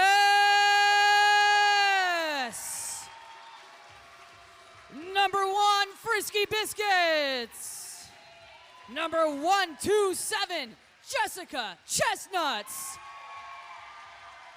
Number 23, at just 19 years of age, Gallifrey. Number 26, Sarah Gaither. Number 260, Envy Adams. The captain, number 28, Alicia Nisbet Smith. Number 340, Bonnie Thunders. Number 4, Jess Rivas. Number 401, Tarantula. Number 415, Hannah Jennings. Number 48, Barut. Number 523, Liquor in Splits. Number 65, Miss Dr. Joseph L. Simonis. And number 77, Lauren Much. Please give it up for your world champion, Wheels of Justice.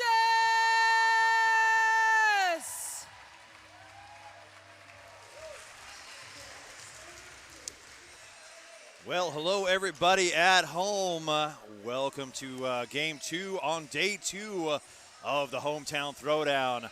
I am the king, and I'm being joined by the bad boy of broadcast himself. I am Murray Grande, so excited to be here for the main event of day 2, London Brawling versus the reigning, defending, 2-time world champions, Wheels of Justice.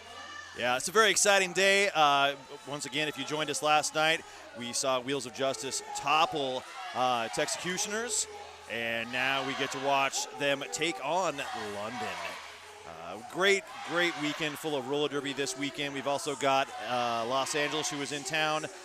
They just played Texecutioners right before this game, of course, beating them, and they will meet with Wheels of Justice tomorrow afternoon. And London Brawling hungry for their first win of the weekend. They are putting number 22 Rogue Runner on the jam line. Lauren Much up front right now, banging away at the top of the apex. But out first is Rogue Runner. There's a little bit of a pig pile there in turn 1. Rogue Runner got her to her feet first through the pack. Lauren Much also in scoring position. Now here comes Rogue Runner. Wheels of Justice have that solid steel 3-wall up in front. Did she get past? Yeah, 1 point apiece. Yeah, they had picked off Dr. Joseph L. Simonis in the back. That was that 1 token point. Looks like 1 point, though, was picked up by Rose City also in that from Lauren Much. So we're going to go into this next jam 1-1. No penalties so far in this game. We've got a fantastic officiating squad down on the floor. Yeah, they're all right. They're pretty good. They know what they're doing. We're going to see Bonnie Thunders on the line and Dracula out there for London. Physical scrums start right off the whistle. And Dracula in that purple blocker blender and going to the penalty box for a track cut. Well, Bonnie Thunders is up front. She's stripping players off as they go. One blocker left to beat. Oh, and then was it an out of play, I believe, was called. That's going to be on Ani, and that's going to give Bonnie Thunders a lead jam. So Wheels of Justice trying to trap that goat in the back. Bonnie Thunders can catch up like only she can. Now has 2 to beat. Pushing. Getting through, there's the grand slam. All 5 points on the board. Here comes Wheels of Justice. They get them to move. Oh, and they're in the sweet spot of the track. That's the arc, and that's lots of room to move. And for a player like Bonnie Thunders, look at her little shake and bake as she comes in. Body's hitting the floor and 5 fingers in the air for Bonnie Thunders. Looks like the power jam has come to an end, and Dracula back on the track with Star in hand, but can't get past that Triforce of power. Now Ani coming out of the penalty box. They'll break it up, but Bonnie Thunders punches through again. Another 4 points, blowing up the scoreboard for Rose City. Well, Alicia Nesbitt-Smith, Tarantula, and Nacho Lucky Day, they're working over and Dracula in the back. They bumped her out of bounds at the top of the apex and drug her back. Yeah, Tarantula almost sent her into the beer garden. Right in front of us here at the front stretch, Bonnie Thunders going one-on-one. London bridging. Finally, the offense falls down. 5 more points, Bonnie Thunders. And that's going to be a out-of-play penalty on Kristen Lee, who will spend 30 seconds in the Pabst Blue Ribbon penalty box. Ooh, I want to go there. I know. Bonnie Thunders, this is scoring attempt number 5. Now going up against Ani and Katie Helvetica Black and Dracula. Past the Sardo Rocha, who cannot get around in time. 24 points, Rose City. And you know, she's capable of that almost anytime she hits the track. Last night, you saw her do that against Texecutioners. Texecutioners got fantastic defense, but she was putting up 20-point jams a couple times during that game. I want to give a big shout out to Bridgeport Brewing. They're outside of the venue here, but you need to grab a Bridgeport IPA or cream ale from the bar anytime. Delta Strike jamming for London Brawling against 48 Brute, and London gets lead jammer. Brute, one of our fantastic players here. She used to be a junior. She has graduated, moved up through the ranks. She currently is the president of the Rose City Rollers. Delta Strike hits it. Gets knocked to the inside, still gets 2 points. Holding Rose City scoreless that jam. Well, it's right now 25-3, 26 minutes left in this game. I want to thank OHSU Sports Medicine. They're a proud official medical care team of the Rose City Rollers. Rogue Runner back on the jam line for London Brawling. And that's going to be Liquor and Split down there, adjusting her cap. One player benefiting the Rose City Rollers as London Brawling has got a player in the penalty box. Both teams doing that great bracing defense. 4:15, Hannah Jennings trying to open up a hole for Liquor and Split to go through. Ani doing a great job up front, holding in Liquor and Split. Liquor and Split goes down, and she's your lead jammer. It was just a hairline away from getting called out of bounds. That has great track awareness, already now in scoring position. See that, like she's got lawn darts on her toe stop staying in that time. Yeah, she definitely's got that down. In the back, you're going to see Rogue Runner now trying to get through, gets knocked out of bounds on the inside line by Nacho Lucky Day, and everybody's back once again, waiting for her to come back in. They continue to knock her out of bounds. All right, Liquor and Split, flattened to the inside. It looks like they're almost selling admission to recycling in that turn 1 right there. Well, we got a star pass that is going to go to Kid Block, who's just slapped a star on her helmet. And everybody is in the back waiting for her to come through. Liquor Split knocked inside, same position as everyone else. Calls off the jam. 4 points for her, 1 for London Brawling. Tonkin.com, the largest selection of new and used autos in the Pacific Northwest. Only a click away at Tonkin.com. Now the jam line is Trisha Smackanawa for London. And Lauren Much also down there. All 4 blockers are in there for each team. So that's 5-on-5, the way God intended Derby to be played. Much just trying to muscle that front wall. Has great footwork, port to starboard, but London all over her. Oh, Trisha Smackanawa trying to sidestep, barely holding on to that line. A lot of physicality in that pack, and Lauren Much gets through, lead jammer for the Wheels of Justice. Well, Lauren Much did an absolutely fantastic job twisting and turning to get through. Trisha Smackanawa trying to get around, and the defense right now in the back is just brutal. Gallifrey, Dr. Joseph L. Simonis, and Chestnuts not letting her go anywhere very fast. But now the London Brawling defense. Oh, my God. Okay.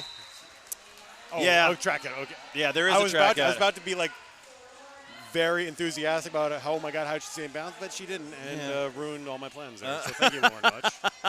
Just calm your wheels there over there, guy. All right, well, hey, up front, there is still a lot of banging going on. Another penalty. Gallifrey is going to head to the penalty box, I believe, for a forearm call. Trisha Smackanawa gets past that last line of Wheels of Justice defense. That was the initial pass for London Brawling. We're going to go all 2 minutes this jam. Well, Ani came back and gave a humongous hit to Jess Rivas, but she was going directionally the wrong way. That's going to send her to the penalty box.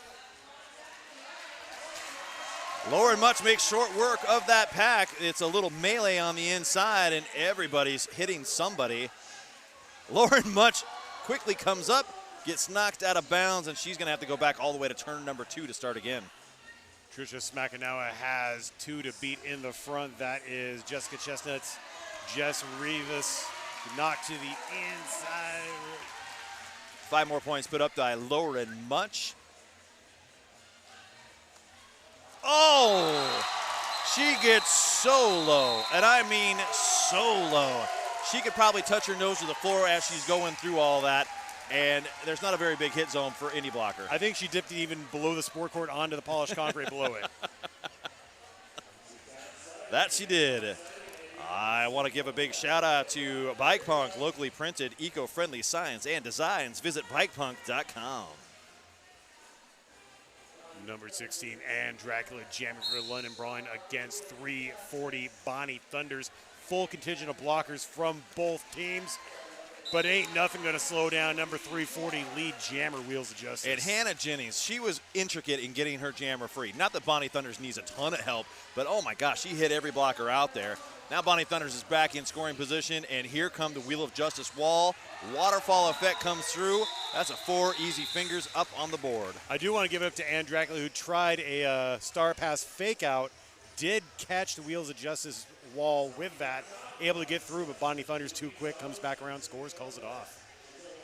I want to thank Two Town Cider. Damn fine cider made right here in the Pacific Northwest. Once again, that's Two Town Cider.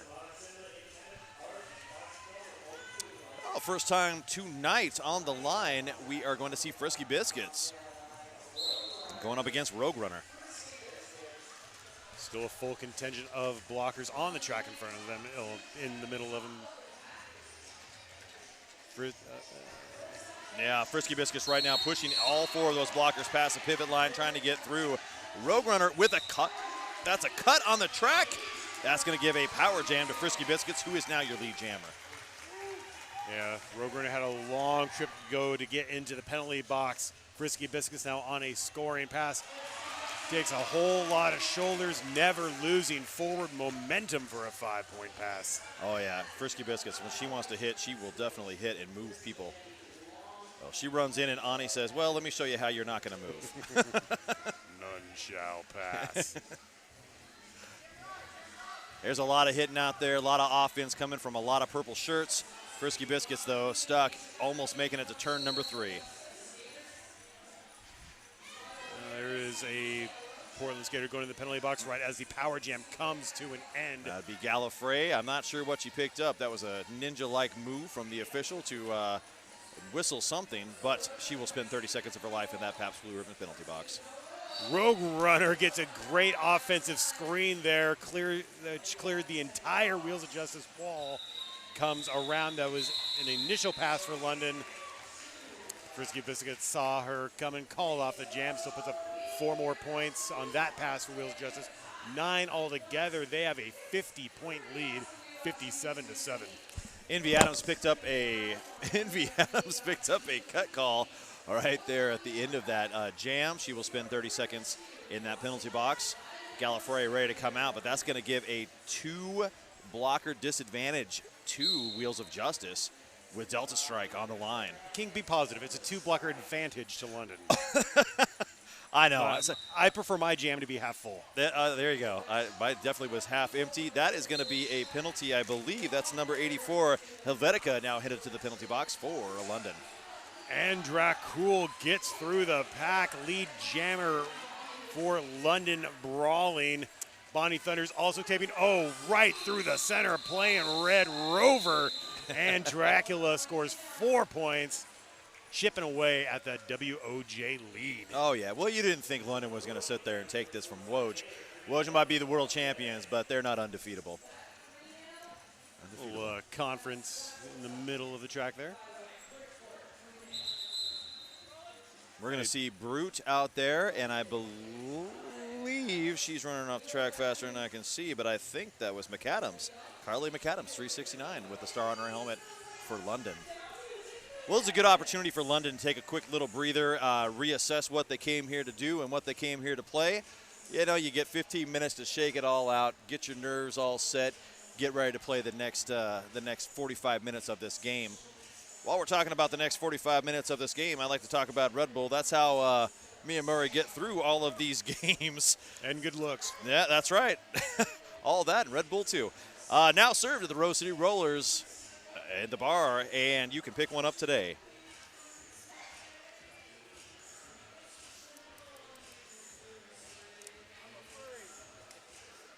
I also want to thank Deb Counts Tabor.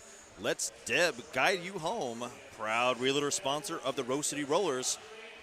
Welcome to PDX.com. So it's still 57 Rose City Rollers, 11 London Brawling. Just under 18 minutes remain in the first half.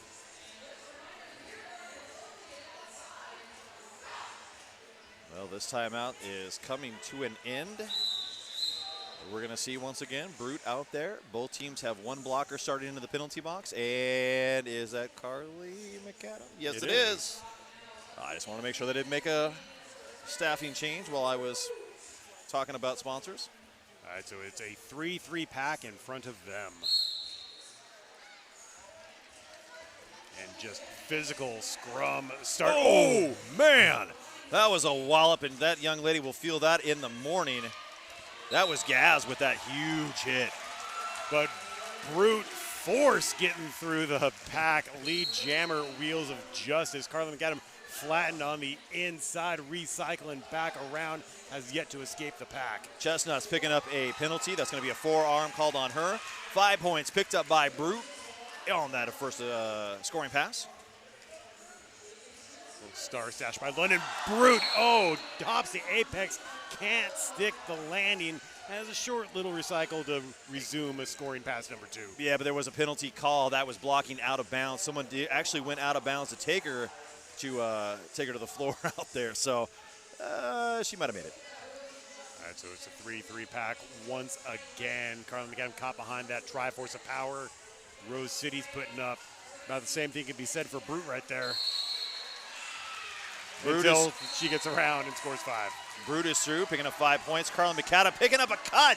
That's going to give Brute a power jam. Yeah, she was looking for the jammer coming around, almost called it off. She actually was lucky enough to hear the coach say power jam. Well, she has a seat on that inside line. She already picked up her 5 points. That's 15 in that jam, bringing the lead 72-11. 16:22 left in this game, or in this half. It was kid block number 40 with shades of the late great Pancake Patterson just flattening Brute as the whistle blew. Awesome. Pancake Patterson. Sir, that's why I love to call with you. Oh, thanks. We're going to see Lauren Much on the line all by herself. Offense is coming. But London doing a great job recycling and getting back together. Yeah, it's that blocker blender. One hits, the other hits over and over again. But Lauren Much with some strength of her own, throwing shoulders, getting through. Lead jammer, Wheels of Justice. Nice move. Oh, she tries to follow Jess Rivas, but Ani is not moving for anybody. Power jam is over. Carly McAdam back on the track with that star so stealthily stashed. But Wheels just have x-ray vision. Saw it in her hand. Lauren Much getting taken out with that looks like a low block from Gaz. Low block is being called on Gaz, and she'll spend some time in the penalty box. Lauren Much is through, picking up 5 points. A lot of physicality at the top. Apex London trying to open up a hole for McAdam to get through. I don't think London knew she was coming yet. I don't think they're ready for this type of speed. I say that. Of course they are. But either way, Rose City Rollers had them looking the wrong way when Lauren Much came around. Much comes around yet again, calls it off after being hit out of bounds. Looks like did not get any points on that last pass. Yep, so 9 points put up by Lauren Much.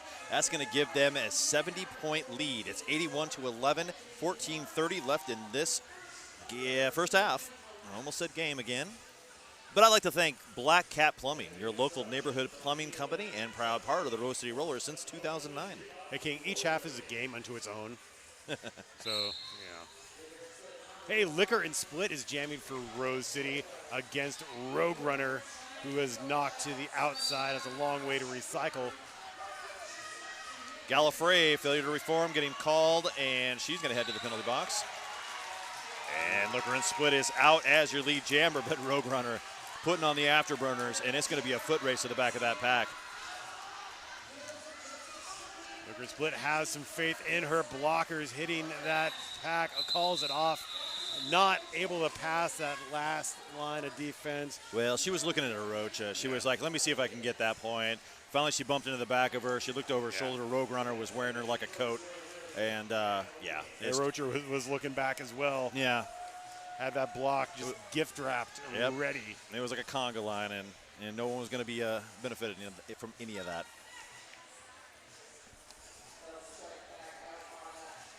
Delta Strike wearing the London Star against Bonnie Thunders.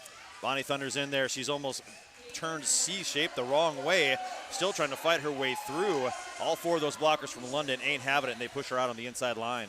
Well, Bonnie Thunders can move like a wacky, wavy, inflatable tube, man. You know, she puts up great numbers, but also makes you want to buy a low price used car. Yeah. But Delta Strike just forces her way through the pack, gets lead jammer for London Brawling. Well, 2 blockers set up in the back. And, oh, she almost got out and ended up having to step out of bounds. Finally, Bonnie Thunders is through the pack. Delta Strike pushes her way through. And they're going to discuss how many points she scored. While they're discussing points that she has scored, I want to thank Selwood Pet Supplies, quality nutrition and supplies for your pets. That is Selwood Pet Supplies.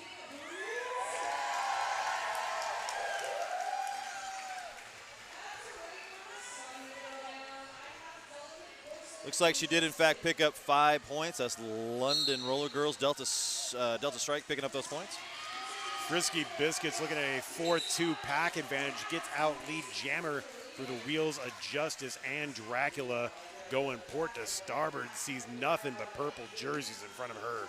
Yeah, Jess Rivas took and Dracula all the way to the outside line and would not let her through. Beautiful play by Frisky Biscuits. She had that 1 blocker left to beat. That would be oh my goodness, a Rocha, and she did make it past. Frisky Biscuits coming through again with another 4-point scoring pass. Yes, indeed. So Star has been handed off on the London side. Number 40 Kid Block, the jammer of record, can't get back to the pack in time. Frisky Biscuit scores 4 more, 13 altogether, calls off the jam. That was spectacular, and that's a great thing for Frisky Biscuits. Right now, Rose City's up to 94-16. We've got 10 minutes left in this half. I would like to give a big shout out and thanks to 808. Food so good it's straight broke the mouth. 2 locations, Burnside and Woodstock. Once again, that is 808. Wheels of Justice with another 4-2 pack advantage. That's how Brute's going to go right up the center. Score lead jammer almost right off the whistle. Roadrunner takes off that star, runs up that inside line with a little help from offense. Brute comes in and gets ricocheted around by every pink shirt out there. She bounced off a couple purple ones too. Well, London has some good hits there, forcing the call off. Rogue Runner was coming in hot. Only 3 points allowed that time by London. Echo Construction, your friendly people at Echo Construction love construction, home building, remodels, and roller derby. The Delta Strike jamming for London Brawling. At her right is Lauren Much of the Wheels of Justice, and an empty penalty box. Lauren Much goes through untouched like she's trail skating on the outside. Well, that was Simonis. I just can't say enough about how awesome of a game they've brought to this, and they've really earned their way into this starting lineup. That was awesome offense coming there to open everything up and get her lead jammer. 3 points picked up there. I also want to give a couple thanks right here from the team supporters. CrossFit Magnus, the official fitness partner of the Wheels of Justice.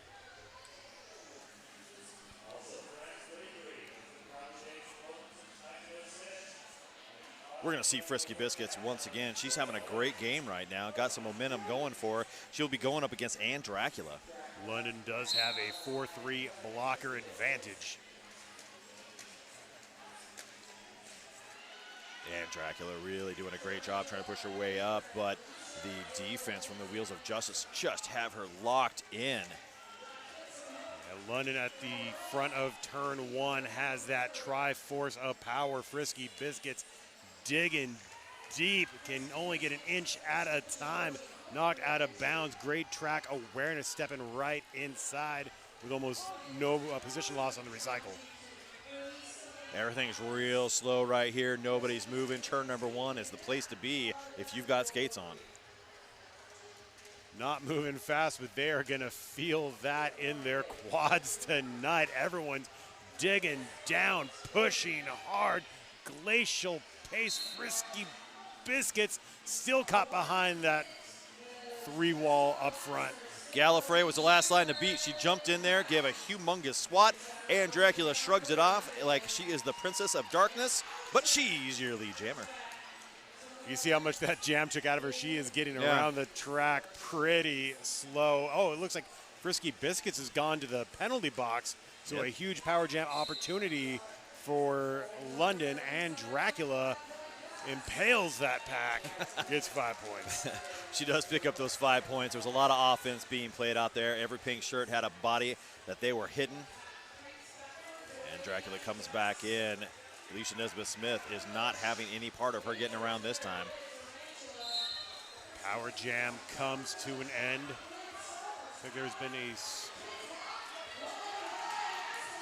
And Frisky Biscuits is out on the other side, putting that star back on her helmet. She is not the lead jammer, most obviously.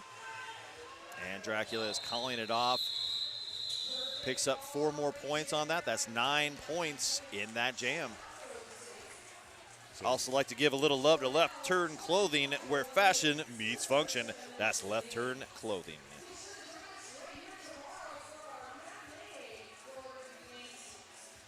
So London seeing a 4-3 blocker advantage. Number 22 Rogue Runner is their jammer. Interesting. You know, London doesn't really have their wall together, and here comes Bonnie Thunders, and she is kind of rolling off of everybody, and she's out and free.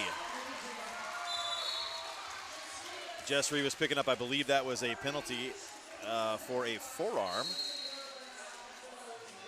As she sent Rogue Runner into the bleachers, London still trying to make that initial pass. Finally completes it. Bonnie Thunders caught behind a pink wall on scoring pass number 1, calling it off before London can catch up. 3 points allowed. Picked up by the Wheels of Justice. WSL Leadership Coaching, the official secret weapon of the Wheels of Justice. WSL Leadership Coaching.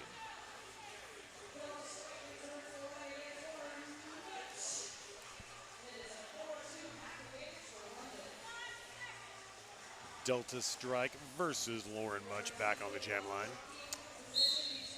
Lauren Much engages that wall and goes almost nowhere off that jammer line. Delta Strike trying to work her way around the outside. That's going to be a lot of help from one of her friends. That's Kid Block opening up that outside, getting her lead jammer. Yeah, it was a 4-2 blocker advantage for the London Brawling. Now 3-2. Well, now 2-2. The odds have been evened up. That ain't going to slow down Delta Strike. Grand Slam London. Oh, that looks like there's a penalty being called. It looks like, I believe that's Kid Block picking up a forearm, and there's no room at the end, so you better get back on the track. Lauren Much jumps the apex, lands it, and completely levels Just Jess. Yeah, used Just as a crash pad, almost staying inbound. And now Lauren Much getting through again, 5 points. You know, on the average, they say that defensively you have about 7 seconds to play some offense and then get back on your jammer. When Lauren Much is out there, you've got about 2. So Kid Block going to the penalty box. I think pretty much everyone serves some time this gem. Well, it is a Pabst Blue Ribbon penalty box, and if they've served some Pabst Blue Ribbon, maybe that's how you get your cool down. Well, I think this heat is starting to affect people. We've got 4 minutes left in this half, and everybody's moving a little slow out there with the exception of Lauren Much. Delta Strike finally calling off that jam. 9 points altogether for London, 13 for the Wheels of Justice.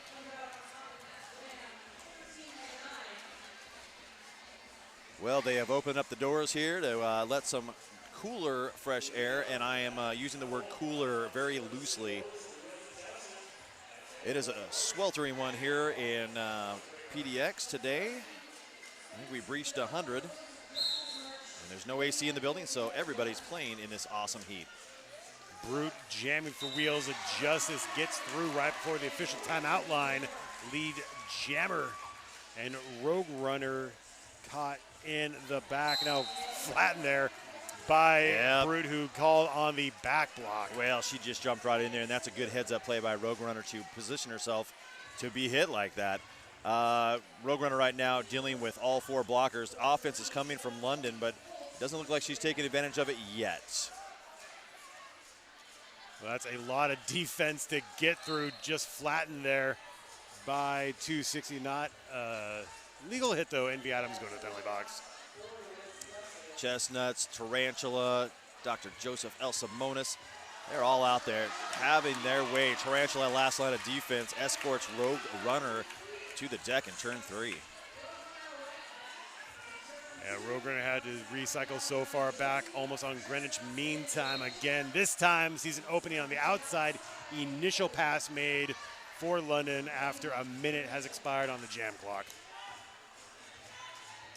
Tarantula in the back. She's well aware of the fact Rogue Runner is coming around. Rogue Runner gets through, picks up 4 points on that pass. Yeah, because the power jam has come to an end. Brute resuming her first scoring pass. And now they're going to be on the same lap. Now you get the bonus thumb. Yay! There's a bonus thumb. 9 points put on the board for London Roller Girls. Hashtag bonus thumb. 4 points there by Brute. We're going to have the full 2-minute shootout. Great footwork there by Rogue Runner. Got the no pass, no penalty, 4-point jam. Pass. And Tarantula picking up a penalty, and she will head to the penalty box. He'll join Jessica Chestnuts in there. That's 2 minutes. That's the jam. Great last-second effort there by London, getting 3 points before the 4th whistle blew. 16-point jam altogether, their biggest of the game so far. Rose City picked up 7, so it's 123-50. Got time for at least one more jam. Yep. Hey, I want to go out on this half going with Porque No. Everybody at home, say it with me. Porque yes. Amazing tacos at 2 locations at Mississippi and Hawthorne. That's Porque No. Blocker advantage London, and that is how number 16 and Dracula gets lead jammer right before turn 1. Wow, Alicia Nesbitt-Spiff came in and walloped Gaz. And Lauren Much comes out. Oh, she picks up that cut. I wasn't sure if Gaz had stepped out of bounds, and I think Kieran Duncan has resolved that for me. So a 5-point Grand Slam pass by the London Brawling, looking to end this half on a high note. Here comes Ann Dracula, and there goes Ann Dracula, 5 more. Well, that's just pretty much a great opportunity for everybody to play some offense on Rose City. Open up these holes, get their jammer through. She's already picking up points. Oh, and Tarantula did step out of bounds. That's going to be 4 points picked up as, pass no penalty. Penalty box is empty at the moment. Lauren Much coming out, and Dracula sidestepping, gets knocked out of bounds by Tarantula again, and a track cut. Thought it was going to be another no pass, no penalty. Got a little greedy there. Interesting. So 14 points picked up so far by Ann Dracula. Lauren Much now looking to tear up the scoreboard. Gets caught behind the London Triforce of Power. Here comes the offense, and that was flawless offense from the Wheels of Justice. You saw a bunch of really great offense coming from London. Well, now it's Rose City's turn. We have half a minute left to go in this jam. No time left on the period clock. Lauren Much shooting the duck, going through the back for 5 points. Man, when she gets low, ladies and gentlemen, when your coach at home tells you to get low, that's what they're talking about. Just do a little rewind there on your TV screen. Watch Lauren Much do that over and over and over again. That's what your coach is telling you when they want you to get low. That is the end of the jam. 1 point assessed on the very last second for Much. 18 points for London Roller Girls altogether. 16 for Rose City Rollers. That's how we're going to go to halftime. So see you in 15 minutes. Derby Days is meant to be super challenging. 3 different focuses, so 1 focused on jamming, 1 focused on blocking, and 1 focused on the strategies that we use as a team. Getting to play at a higher level and then getting to put that all together into scrimmage every day. I felt like I could ask questions about drills while we were doing them. I flew 2,000 miles to go to Derby Days last year. You should totally go to Derby Days. It's a lot of fun, and they're all super supportive. So even as a totally new person who's only been skating a couple months, I really got a lot out of it.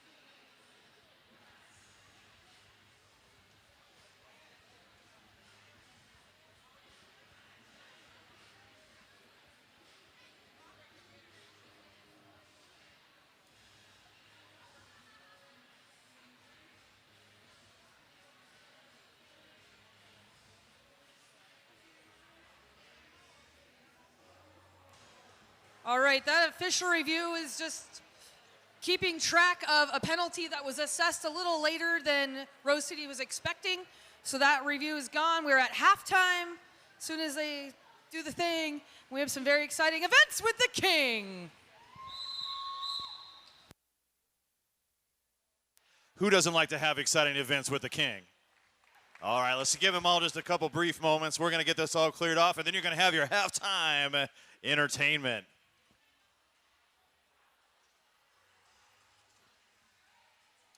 All right, I'm going to get some contestants out here. As you can see, they all have ankle balloons.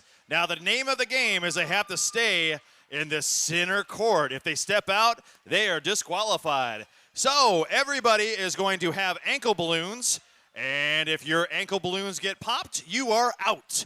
We will do this until we have a winner. If we have people running away, I will shorten the track, and I expect Terry. Who's excited for ankle balloons? All right. So, we got any ankle balloon music? Bye, bye, bye.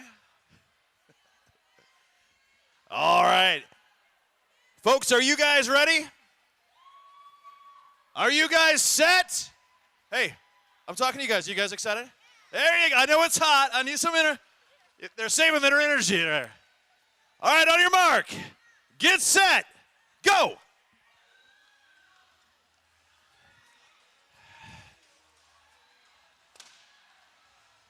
You better get in there. I'm going to start popping your balloons.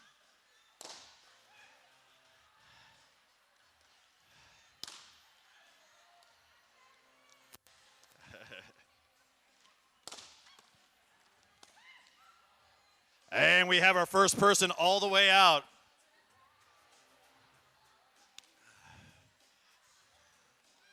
Come on, let's get a little cheering over here.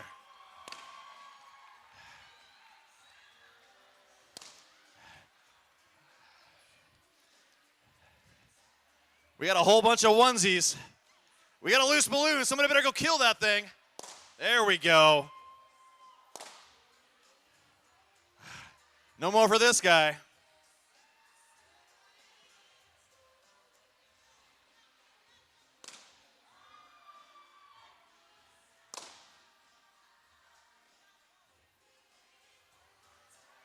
We've got our... That's it. That's why I was trying to stop you.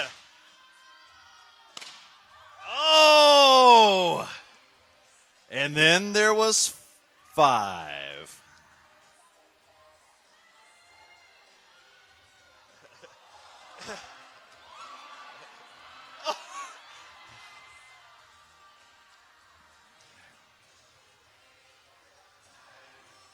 Oh! And now we have 4.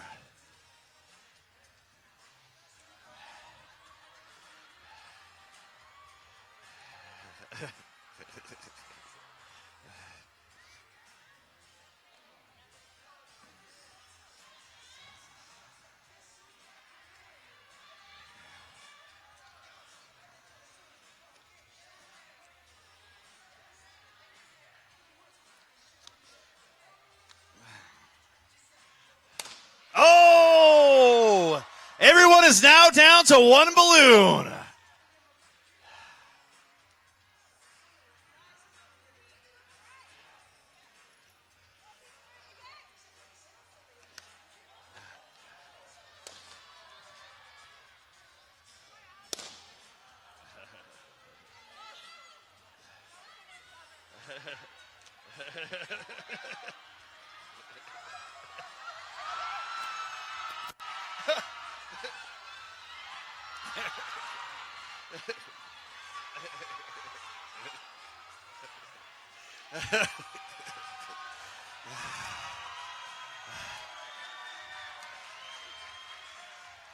And that's how we do this in roller derby. Great job, everybody who competed. Thank you very much.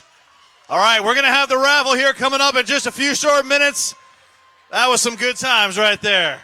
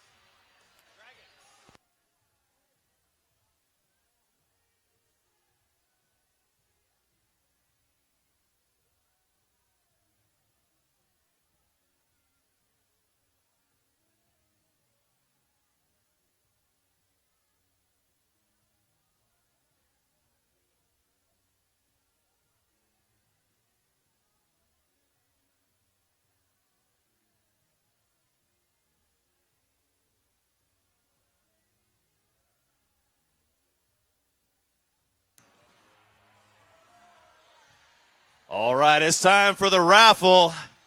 We're going to get that basket out there, so everybody grab your tickets and get on ready. This is the Hotown Throwdown raffle basket.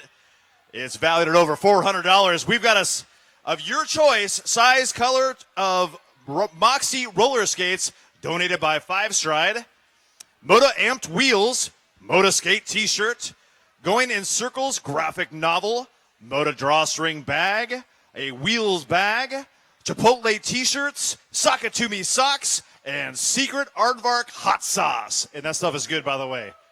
So, everybody's got your tickets out. Everybody get ready to win. All right. This has all been shaken up. This has all been stirred around. And I've got a lucky ticket. You must be present to win. So if you're 4-1-8-7-9-8-2-4-1. Do I have a winner?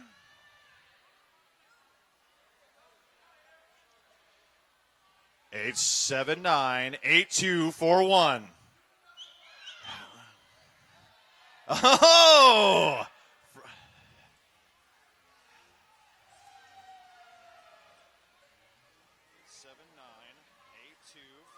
We've got a winner. Everybody give him some love. Big round of applause for this guy. Now, you do need to come over and sign some documents. Why don't you go and come with us, and we'll get this game of roller derby started back up in just a few short minutes. We've got 4:20 left.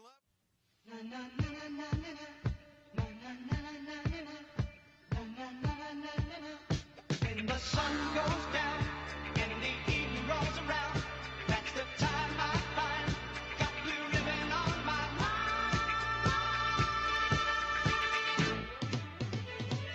I got that blue ribbon on my mind.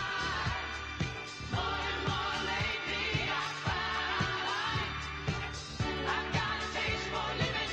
I'm thinking for blue ribbon. I've got that blue ribbon on my mind.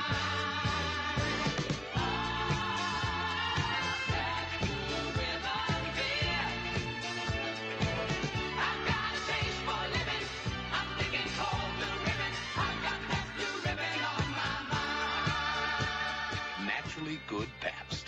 America's premium beer since 1844. Pabst. A lot to look forward to.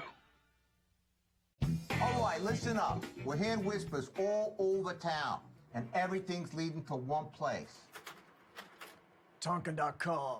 With over 22 known accomplices, these guys are capable of hitting every person in town with a great deal.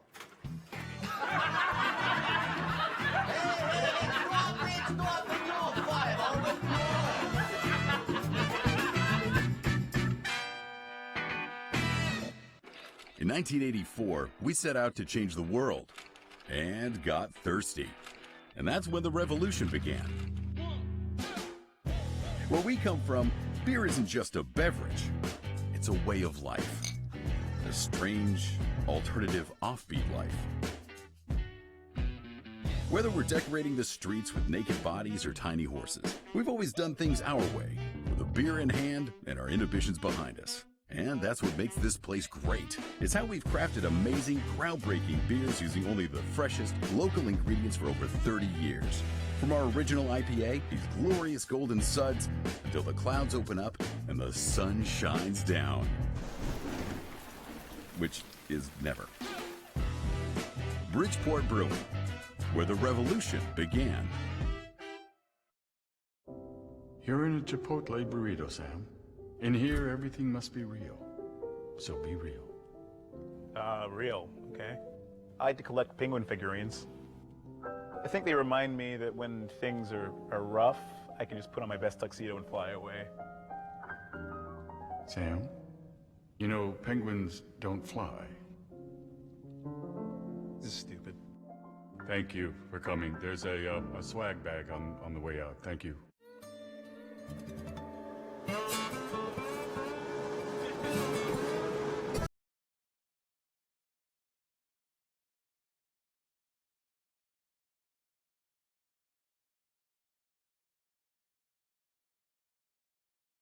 Yeah, that's a good one right there.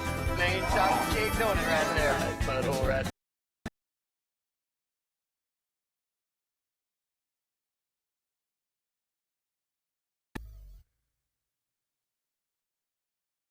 Derby Days is meant to be super challenging. 3 different focuses, so 1 focused on jamming, 1 focused on blocking, and 1 focused on... Go to Derby Days last year. You should totally go to Derby Days. It's a lot of fun, and they're all super supportive. So even as a totally new person who's only been skating a couple months, I really got a lot out of it. Come back for Derby Days. We are back. And once again, if you're just joining us, Rose City Rollers, Wheels of Justice, are taking on... Now it's 139 to 68. Lauren Much is going to start this next jam, sitting in the penalty box, and that's going to put Rogue Runner in a power jam. The Justice Blockers finds the opening, dips down low, gets through. Lead jammer London Brawling. Well, out there. What a smooth move. Alicia Nesbitt-Smith does not normally get taken like that. And this time trying to play a little bit of Red Rover, but just getting thrown for a loop, staying in bounds, never stop. Just keep pumping them wheels, and eventually you're going to get out. Well, she is on her scoring pass right now. Rogue Runner's trying to get through. She is lead. Rogue Runner taking down hard to that sport court, getting up slow and immediately swarmed by the Rose City Triforce of Power. This jam comes to an end. 5 points picked up by both of these jammers. 144-73. 5 points more assessed to London Roller Girls at the end of that, so it's a 10-point jam for them. They now have 78. Well, sometimes math is hard, especially when the refs aren't putting their fingers up for me. All right, hey, I want to thank OHSU Sports Medicine. It's one of the proud sponsors of the Rose City Rollers and the official medical team of the Rose City Rollers. Bonnie Thunder's jamming for the Wheels of Justice against Delta Strike of London Brawling. Bonnie Thunders with 1 player left to beat. They are still trying to work their way and continue to stay in front of her. Delta Strike popping out the other side in turn 2, and it's almost like a waterfall effect of purple shirts hitting her. Oh, and there's a blast by Rose City once and twice. 260 Envy Adams. Rainmaker hit there. She does that. Delta Strike still trying to get on her feet and get her wheels under her, and finally she gets through. But how many hits did she take? A lot, and now she sees a lot of Tweety birds fluttering around her head. Bonnie Thunders had 1 scoring pass, scoring 3 points before Rose City called off that jam. I'd like to thank Tonka.com, the largest selection of new and used autos in the Pacific Northwest. They're only a click away at Tonkin.com. If you want to engage us on social media to talk about the Hometown Throwdown, use the hashtag bonus thumb. Bonus thumb. Love it. Hashtag bonus thumb. And just like that, Liquor and Split comes up. She was trying to use her blocker, Hannah Jennings, to get around and ends up still stuck in the back. Trisha Smackanawa jamming for London Brawling, but Wine is fine and Liquor is quicker. Lead jammer for the Wheels of Justice. Yep, she is through. And with that, Trisha Smackanawa has 1 player left to beat. That is Hannah Jennings. Hannah Jennings ends up on her knees, and she gets through. Liquor and Split went starboard to port there. Found an opening on the inside, got through, scored 4, called it off. The thing about the Wheels of Justice, their blockers are always moving.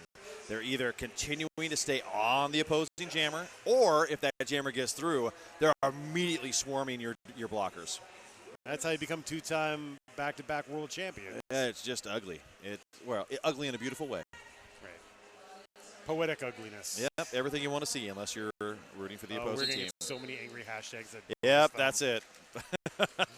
Well, Brute, she is on the line. Rogue Runner is also on the line. Brute's trying to get through, and there's a lot of pink shirts telling her no. Rogue Runner flattened there by Jess Rivas, popping right back up. We got great braced walls by both teams. London Brawling and 4-3 blocker advantage at the moment. Well, everybody from the Wheels of Justice coming back to engulf Rogue Runner at the pivot line. Rogue Runner doing a nice little move. Oh, she did step out. 1 foot out, and she is through, but she just cut just about an entire pack. Kieran Duncan, the ref, did not miss that. She is headed to the penalty box, giving Brute a power jam. Yeah, probably thought that Ms. Doctor there also out of bounds, going for a no pass, no penalty at least, but didn't get that. Here is Brute now scoring attempt number 1. Has 2 to beat at turn 3. No pack is called, and 5 points put on the board as Brute gets through. And Wheels of Justice have a goat in the back. I believe that was Gaz. And it is. Gaz is up, though, and she is back with her squad holding down Brute. Power jam has come to an end. Wheels of Justice see Rogue Runner laying a trap for her with Acme stabbing on the side. Wow, in comes, gosh, who was that? From across the way, she came in, played awesome offense, opened up a hole, and got her jammer actually not out, but she got lots of movement and shook a lot of things loose. So we're giving props to 129 Just Jess. Thank you. I had a number of refs in the way, and I couldn't quite identify. Brute taken down hard, calls it off from a seated position. Yeah, well, she picked up 9 points. It's going to put the Rose City Rollers Wheels of Justice up to 160. London Roller Girls still sitting at 78 after that jam. We've got 23 minutes and 50 seconds left in this game. Delta Strike wearing the star for London. Against Frisky Biscuits for the Wheels of Justice. Hannah Jennings taking out that brace and comes back and plays against Black. She's going to go ahead and stop and let Frisky Biscuits do what Frisky Biscuits is going to do. Which is get a lead jammer after the pack is extended out past that engagement zone, getting the free pass, and now Delta Strike escaping just about the same spot. Out of play is called. That's going to send Ani to the box. And here comes the offense. And they tried to eke out a point. They ended up getting 2. Frisky Biscuits gets 2 fingers, peace sign in the air. And this jam is called. London showing some ruthless aggression here in the second half. That's the second jam in a row. Wheels of Justice has called it off from the jammer's back. Voodoo Donuts, the magic is in the hole, and proud sponsor of the Rose City Rollers, Wheels of Justice.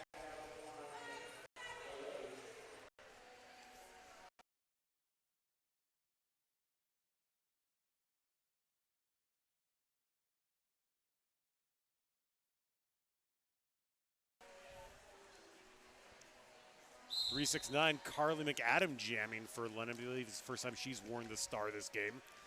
And that's going to be Lauren Much stuck in the back. She's trying to push Nesbitt Smith, or excuse me, Envy Adams forward. Envy Adams is pushing people out of the way, and it's a pig pile on the pivot line.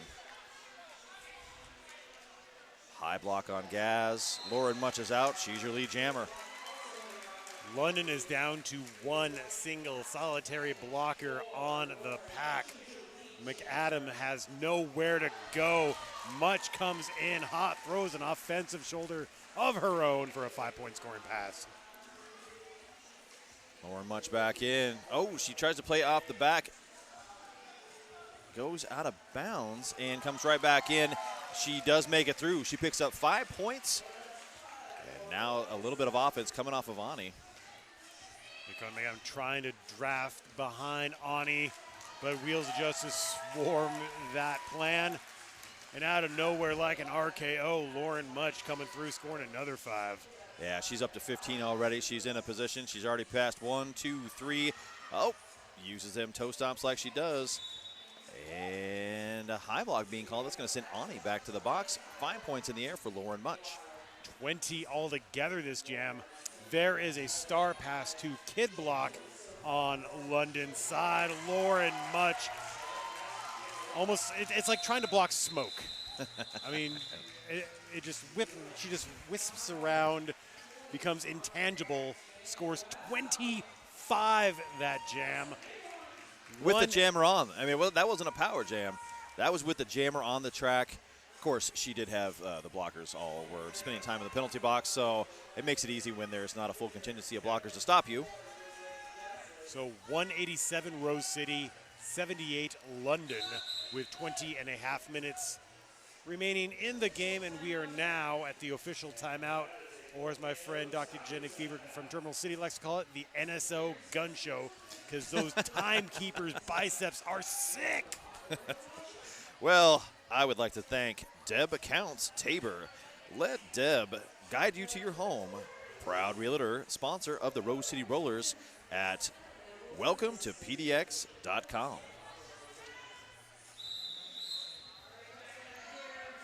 Well, the gun show comes to an end. And we've got a 3-on-4 pack advantage for the Wheels of Justice. We are going to see and Dracula going up against Liquor and Split.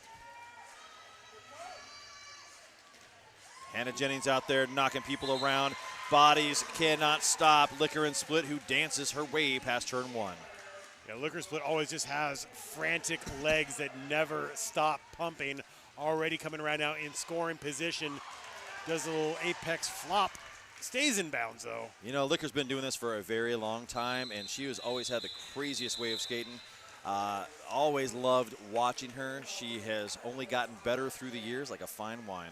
Got all natural, free range, organic, gluten-free Grand Slam there. I just felt healthier all of a sudden. All right. Well, with that, I would like to thank Fran's Bakery. Fran's has been proudly baking in Portland since 1906. That's Fran's Bakery.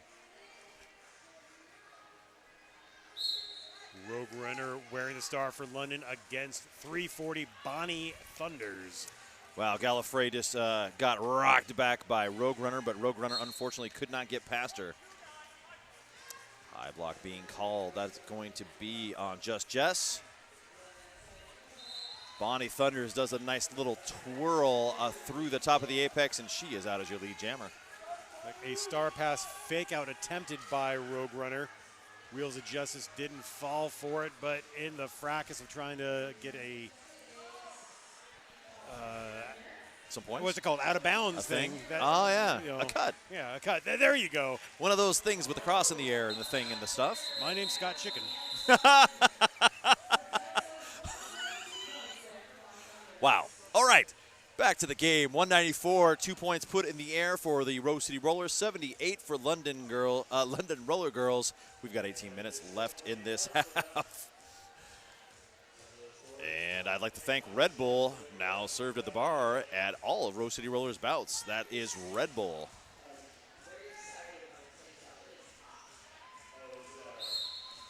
Hannah Jennings looking at that wall like a nice, fine steak that had just pulled off the grill. Brute is through at the top of the apex. She's your lead jammer. Delta Strike jamming for London, escorted to the outside by a contingent of Rose City blockers. Now Brute, the essence of jam, in for her first scoring pass. Oh, Brute gets pushed out of bounds by Ani, and she is taken back. I don't think she appreciated that very much, but I don't think Ani cares. There's no manners in roller derby. Oh, no, and there's no sorry. Delta Strike is in the back. She whips that cap off of her head, pushes Tarantula to the ground, and all of a sudden there's an open lane, and she is out of that pack. So as the initial pass made by London, Brute still on scoring pass. Number 1 puts her hands to her hips, calls it off, got 5 points there. Rose City and Eyelash under the double century mark, 199 to London's 78. We have 17 minutes and change remaining in regulation. Two-Town Cider, damn fine cider, made right here in the Pacific Northwest. That is Two-Town Cider. Trisha Smackanawa jamming for London Brawling. Frisky Biscuits also out there for Rose City. Full contingent of blockers in the thick of it. Frisky Biscuits goes on the inside lane. Lead jammer, Wheels of Justice. Gallifrey was in the back. She gets back up there with her squad. Frisky Biscuits comes in, hits the... Oh, they're going to give her a back block on that because she hit Just Jess. Not so sure about that, but it doesn't matter what I think. The ref on the floor has made the call. Trisha Smackanawa has yet to escape the pack. The Rose City blockers all over her like stink on a wrist guard. Wow. Jess Rivas there, the last line of defense. Trisha Smackanawa trying to push through, extends the pack out, finally makes the initial pass for London. We're going the full 2-minute shootout. Envy Adams picking up a cut track. She's going to have a seat. That's going to put a 3-on-3 in the blocking war.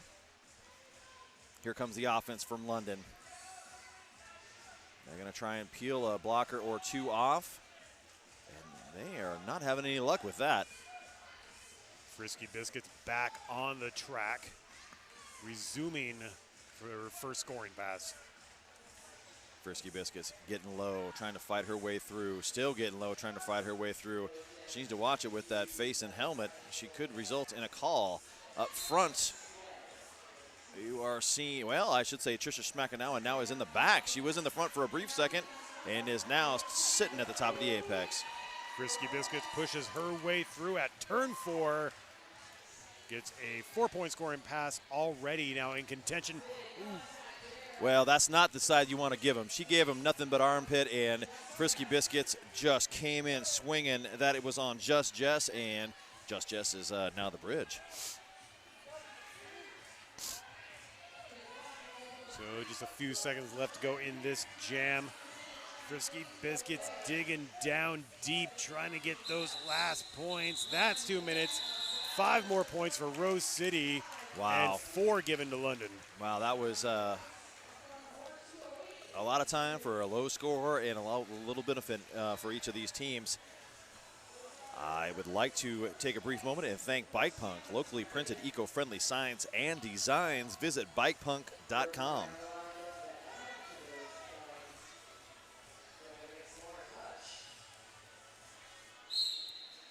Lauren Much and Rogue Runner both on the track as your jammers. Lauren Much trying to work her way around the outside. She's got one player left to beat, and she's using every tool in her toolbox. Jukes through, and she's your lead jammer. Rogue Runner coming in hot right behind her. We've got a USARS pack just off to the races. Lauren Much calls it off. 2 points for the Wheels of Justice, and great hustle there by Rogue Runner for that 1 point.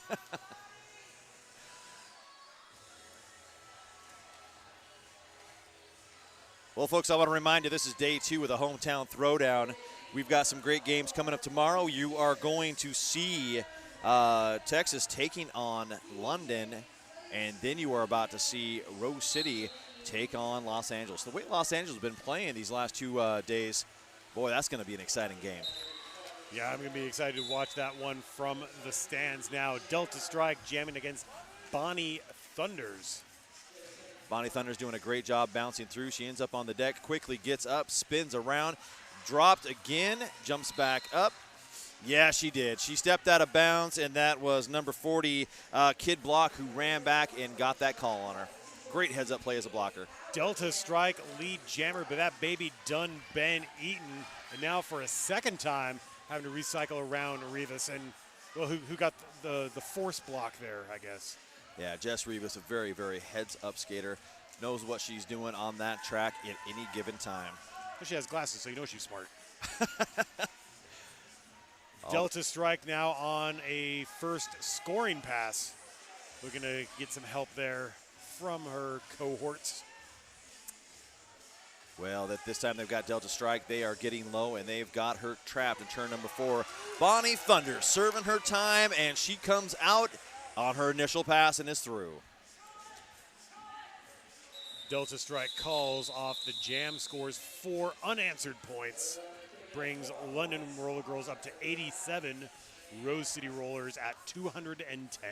Well, they've got 12 minutes in this game left to try and figure out what to do to break down this lead. There's nobody in the penalty box, so it's going to be all 5 players on the track. I believe that is Liquor and Split hiding behind number 16 and Dracula. You are correct, sir. Liquor and Split comes out. She starts hitting blockers.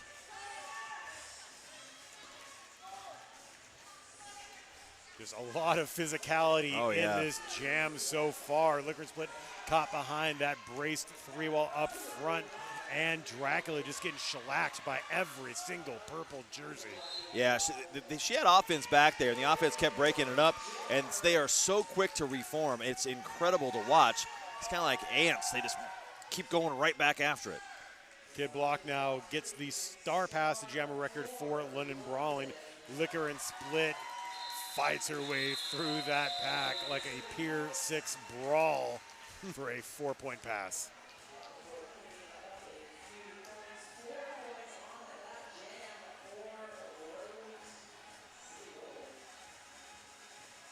We're going to see Brute once again on the line. I believe that's Rogue Runner also joining. Still have everybody on the track the way it's supposed to be.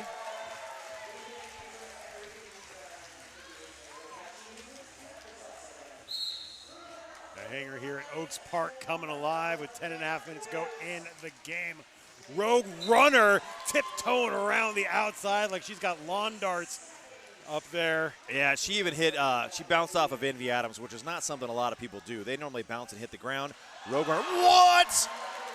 Wow, she took flight. I was giving her praise, and I should have waited for my praise because that was fantastic. If she would have put an arm out, she would have snagged one of the balloons that are caught in the rafters here at the hangar. Oh, this time Rogue Runner collides into the back of Envy Adams and does a double somersault. Well, Brute right now is trapped up front. She's still trying to fight her way through, and this time they've got her number. They are not letting her move and not letting her go anywhere.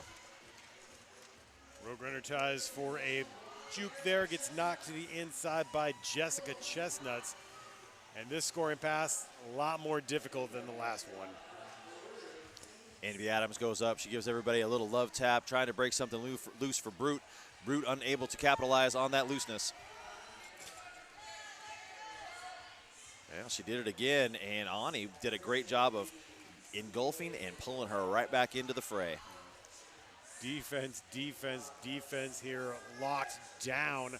Rogue Runner on a second scoring pass. Brute still trying to make her initial trip. Well, they just kind of flipped around, and everybody did something a little different there in the back, but this time they knocked her out on turn 3. Rogue Runner has got to go back and try and get through again. Wow, Envy Adams came in there. Did you see that? She was looking at that whole wall like she wanted to hit it, and it was like Moses parting the Red Sea. Whoop, everybody got out the way. And then they immediately swarm back around Brute, who's had so much agility so far this game, but London has her on lock. Yeah, Brute, she looked up and saw the time. She says, oh, there's 5 seconds left. No, I'm done. I'm going back to the bench. We'll do this here in a few minutes. Well, with that, ladies and gentlemen at home, say it with me. Porque no? Porque yes? There you go. I know you said it. Amazing Tacos, 2 locations on Mississippi and Hawthorne. That's Porque no. 5-on-5 jam. There is number 4, Delta Strike, wearing the star for London, and Lauren Much going through. Yeah, but she was being leaned on the whole way. She got out. She was whistled for lead jammer, but the outside ref, which thank God they're there, he saw that step out just for a brief moment, and she's headed to the penalty box. So Delta Strike, I believe, still eligible to be a lead jammer. And not your lucky day. Sarah Gaither picking up a direction of play. That's going to bring them down to 3 folks out on the floor for the Wheels of Justice. There is Delta Strike getting lead jammer status.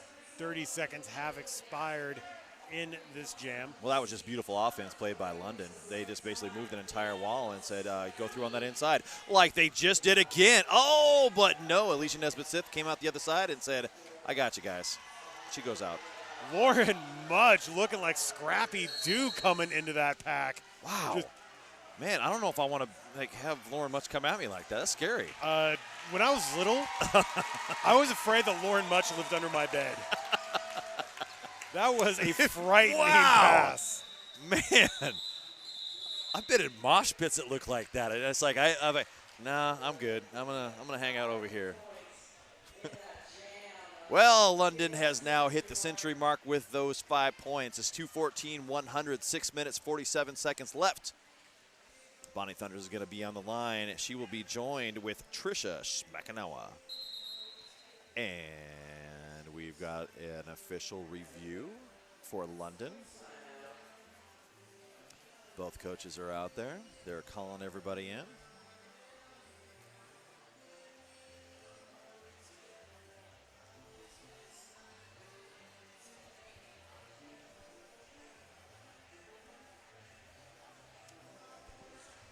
Well, there's a full weekend full of great games all across the United States.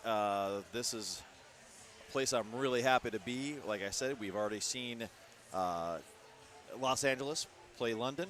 They beat them. They beat Texas just before this game. So it's been very exciting being right here. Of course, Texas did also fall to Wheels of Justice last night. Looks like if everything goes as planned, unless something weird happens in the next 6 minutes, and no one hate me for saying it, but they're posed to win right now. Of when the last Portland Jammer actually exited the track after receiving a penalty. The coach for London doesn't think that she left in time and dilly-dallied and looked at the ref and then left. So even though that Jammer's now out of the box, they are looking for an insubordination penalty, and I'll be back to you with the dramatic conclusion of that. That's an interesting call. I don't think I was expecting that one. I thought perhaps maybe that melee down there where she came in, where she was flailing through the pack, I figured they were looking for like a forearm or something to that effect, not leaving the track fast enough. Interesting. Yeah, there was some Stan Hansen-like lariats being thrown there that were not called. Yeah. I guess sometimes derby's derby. Yeah. You know, I'm one of those kind of let them play type of guy. I appreciate the penalties. I appreciate what the refs do. Don't get me wrong. But, you know, sometimes the bigger hits, the powerhouses out there going at it full speed ahead, I enjoy it. That's a lot more excitement for me. That's what brings in the big advertising dollars. That's why we get paid the little bucks. Exactly. That's why I'm talking on a gold-plated microphone right now. Well, Hannah Jennings is going to start this next jam, sitting in the Pabst Blue Ribbon penalty box, cooling her wheels. We're going to see Bonnie Thunders out there on the track. Rogue Runner is going to be joining her.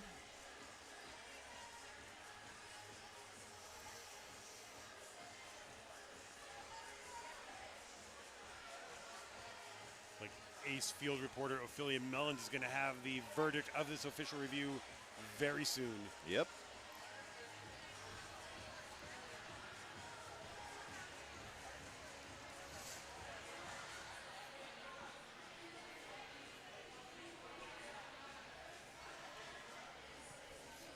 All right, at the end of that, the officials discussed the timing of when that penalty was communicated and then verbalized. In the call will stand as it is, and London will not retain their official review for this period.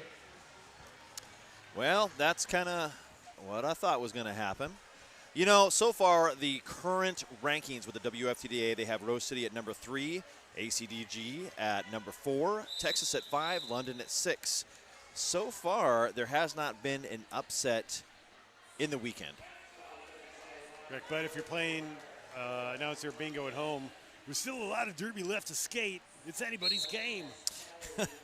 With 6 minutes and 35 seconds left in this game, Rose City's got Bonnie Thunders out there. Rogue Runner going up the side, but no.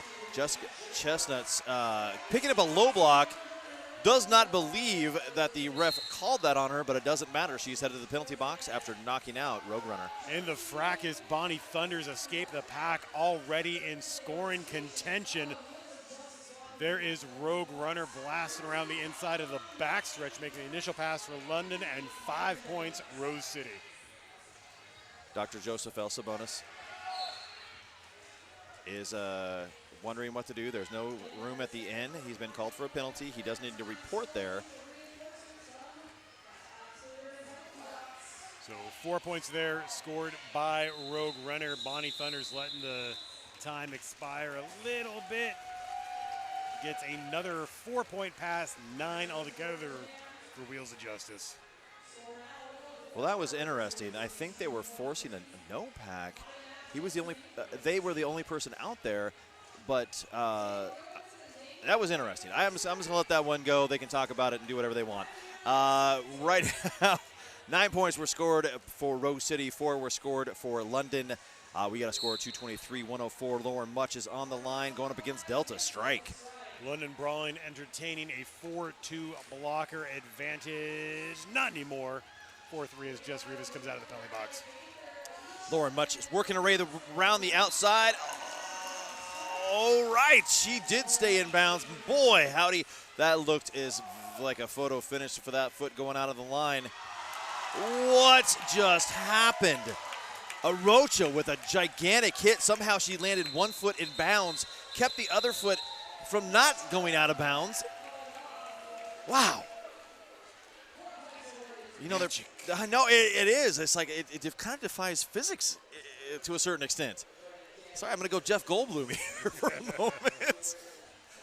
As I stammer through my sentences because I can't believe what I'm seeing. You know, this is a team that's playing as if they're like, you know, holding on to a lead by a fingernail, and they're up over 100 points. That's how you become two-time world champions. Yeah. By never giving up for a single second in any jam. And now number 1, Frisky Biscuits, wearing the star for Rose City, 22 Rogue Runner is the London Jammer. Gallifrey in the back, holding on to Rogue Runner. Oh my goodness, Rogue Runner hops out like little bunny foo-foo, and she is the lead jammer on that. Frisky Biscuits got one player left to beat, and they're going to keep lining up and holding her in there as long as they can. And bopping her on the head. No, because that'd be a high block. Rogue Runner coming around. Envy Adams. Oh, man, that is barely 20 feet that she hit her out, and that's what Envy Adams can add to this game. Rogue Runner going backwards a whole long ways. Tarantula came up in there, did what Tarantula does offensively, and offended that line. Rogue Runner calling off the jam after getting a big thumping there from Gallifrey. 5 points scored by London Brawling.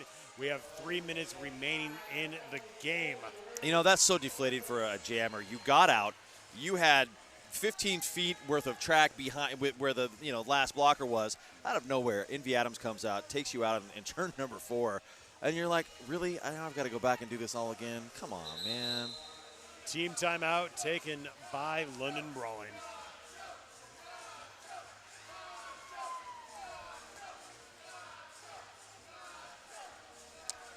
Well, the love from the fans are screaming Nacho. She does the little curtsy there. Yeah. That would be Sarah Gaither, Nacho Lucky Day. And she has a full pack of fans here that just love her. If you've never seen her skate before, she is a defensive juggernaut. She has the ability to stay in front and get in front of that jammer over and over and over again. And it's just painful. Remember, tune in tomorrow for day 3 of the hometown throwdown. We're going to have some matinee games going on. London Roller Girls versus Texas Roller Girls at 1:10. That's Pacific time. And 3 o'clock, you'll see Angel City versus Rose City. What time is that? That is 3 o'clock. 3 o'clock. p.m. Pacific time. Daylight savings. When the clock hands go like that. When the clock signifies lead jammer. Nobody can see you at home. That's what I'll let you know. He has his arms in the air. That's why I gave the descriptive afterwards. 3 o'clock looks like lead jammer. All right, Liquor and Split, Delta Strike. Those are your 2 jammers in this next jam. Hannah Jennings comes up and hits the brace. Liquor and Split still trying to work her way through.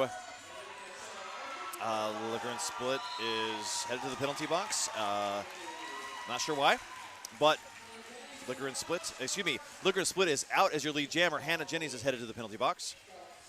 And Delta Strike makes the initial pass for London. Liquor and Split just trying to go sternum to every blocker that she can, putting some stank on those 2 points. 120 points now separate these teams. 2 minutes left in this game.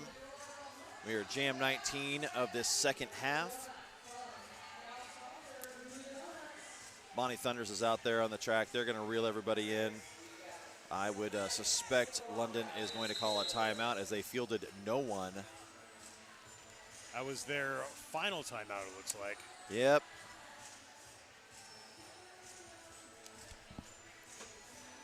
Hannah Jennings is going to start this next jam, sitting in the penalty box. All 4 blockers from London will be out there.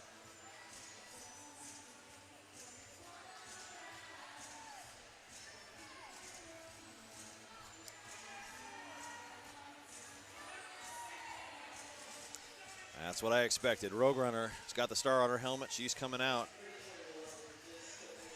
to get this next jam going.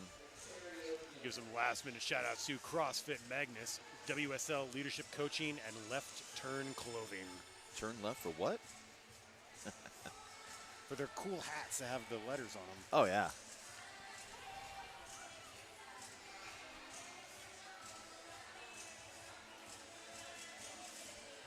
That's such a great sales pitch. Left Turn Clothing, they have the cool hats with the letters on them. They have a lot of cool clothes, and actually, yeah, made right, or we get them right here in the Pacific Northwest. Great owner. Yeah, I like Left Turn. Bonnie Thunders jamming against Rogue Runner. London has a great defense there against one of the greatest to ever lace up. Bonnie Thunders is literally wrapped around pink shirts, or I should say pink shirts are wrapped around her. We do get a penalty that should be, I think, on Kid Block. Bonnie Thunders lead jammer gets a parting shot there by 84 Katie Helvetica Block. Rogan are getting taken out in turn number 2. I believe that was on by Envy Adams. Envy Adams running back to turn 1. Says you need to come on back here. I know you're tired, so let's take it slow. Bonnie Thunders still almost out, and she finally gets out on her initial pass. She is lead jammer. Rug Runner's in the back. They're going to sit up back there with Kid Block. Kid Block has got the first body. Rogue Runner does tiptoe out in turn number 2. Facing the wrong way and everything. Maybe a little bit of rope-a-dope there. Yeah, that was beautiful. Looking like she was winded and then sprinting out as soon as there was a sliver of daylight to get through, but can't get back around by the time Bonnie Thunders calls off that jam. 3 more points for the Wheels of Justice. And well, with seconds ticking off the clock, Frisky Biscuits is headed out there. London can't stop the clock. No timeouts left. Rose City has all of theirs, but I think yeah they're not even fielding a pack. Nope. That is going to be the end of 60 minutes, and our unofficial score sees the Rose City Rollers 232, London Roller Girls 109. That's the classy thing to do. You don't want to go out there and rack up a whole bunch of points because you know what? People remember that. You don't want to call a timeout and continue to, poke the angry bear. Yeah, just stay on your bench, polish your Hydra. Yep. Get ready for day 3. Yep. You could also all kinds of bad things could happen. So that's the way to do it. Well, folks, we do have a final score. That was a quick final, 232 for the Rose City Rollers, Wheels of Justice, London Brawling at 109. And that is how the cookie crumbled. Thank you for joining us here at day 2 for the hometown throwdown. Tune back in at 1:10 for London versus Texas, at 3 o'clock for Angel City versus Rose City. And I've been Murray Grande. Yep, I'm going to head down to the floor. My name's the King, and ladies and gentlemen, love you much. Thank you very much for hanging with us. I'll be doing some MVPs in just a quick moment. Everything is solid steel if you just believe. Good night, everybody.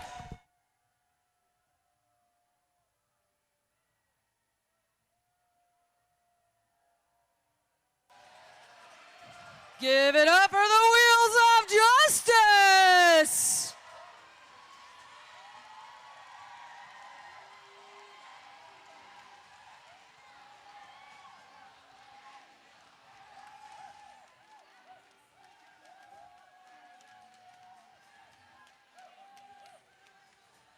And thank you so much to London Brawling! Take a lap, ladies!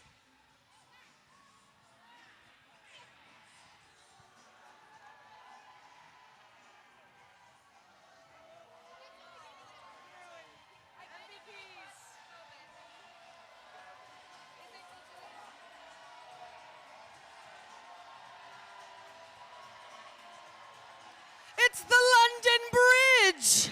Get it?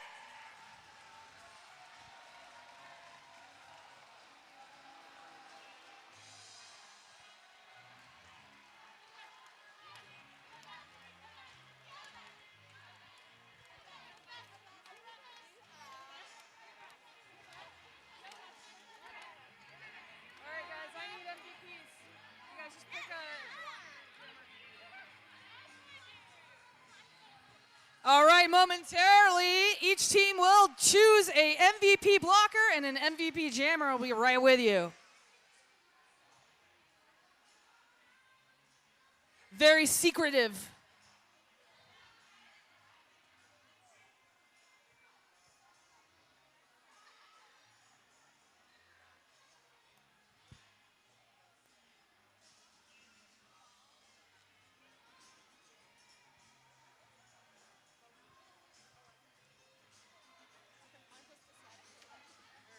Brawling?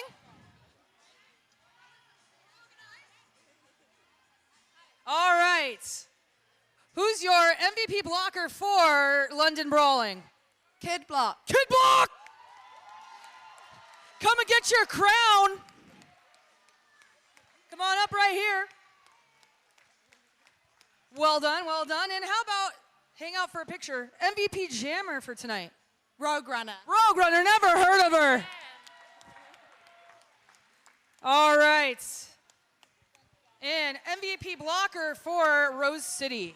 Chestnuts. Chestnuts! She's crazy. Ooh, that's a lot of sweat. MVP jammer. It's Lauren Much. Lauren Much. Step on up, take a picture. That's all, folks, for tonight. Please join us for our doubleheader tomorrow. Doors at 1 o'clock. We'll see you there.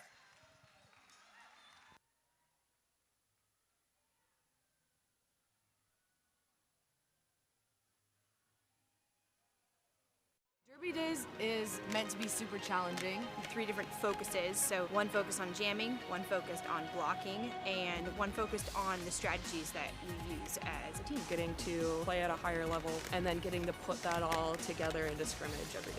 I felt like I could ask questions about drills while we were doing them. I flew 2,000 miles to go to Derby Days last year. You should totally go to Derby Days. It's a lot of fun, and they're all super supportive. So even as a totally new person who's only been skating a couple months, I really got a lot out of it. In 1984, we set out to change the world and got thirsty. And that's when the revolution began. Where we come from, beer isn't just a beverage, it's a way of life. A strange, alternative, offbeat life. Whether we're decorating the streets with naked bodies or tiny horses, we've always done things our way, with a beer in hand and our inhibitions behind us. And that's what makes this place great. It's how we've crafted amazing, groundbreaking beers using only the freshest, local ingredients for over 30 years. From our original IPA to our fan favorite Kingpin Double Red Ale, we've always brewed with the boisterous citizens of our fair city in mind. And you can bet we won't stop pumping out these glorious golden suds until the clouds open up and the sun shines down. Which is never. Bridgeport Brewing, where the revolution began.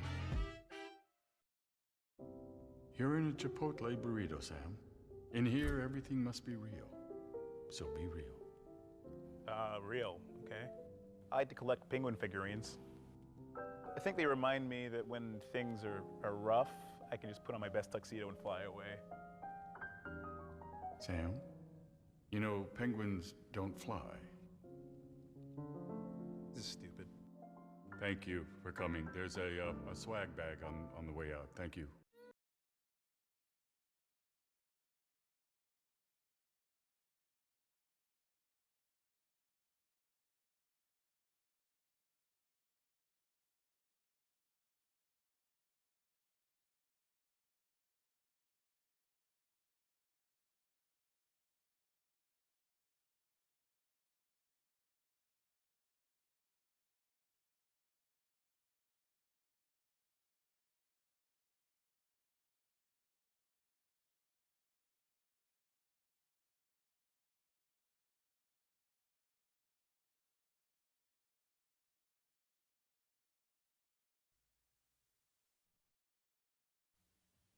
When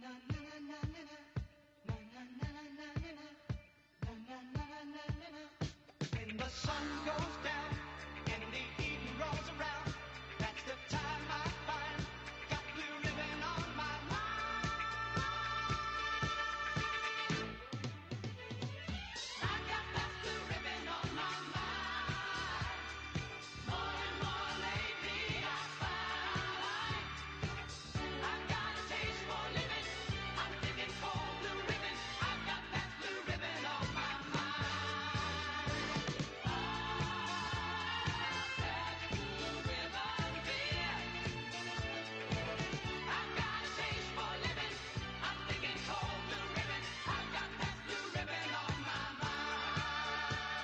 Naturally good Pabst. America's premium beer since 1844. Pabst. A lot to look forward to. All right, listen up. We're hearing whispers all over town, and everything's leading to one place. Tonka.com. With over 22 known accomplices, these guys are capable of hitting every person in town with a great deal. Hey, stop it, no fire.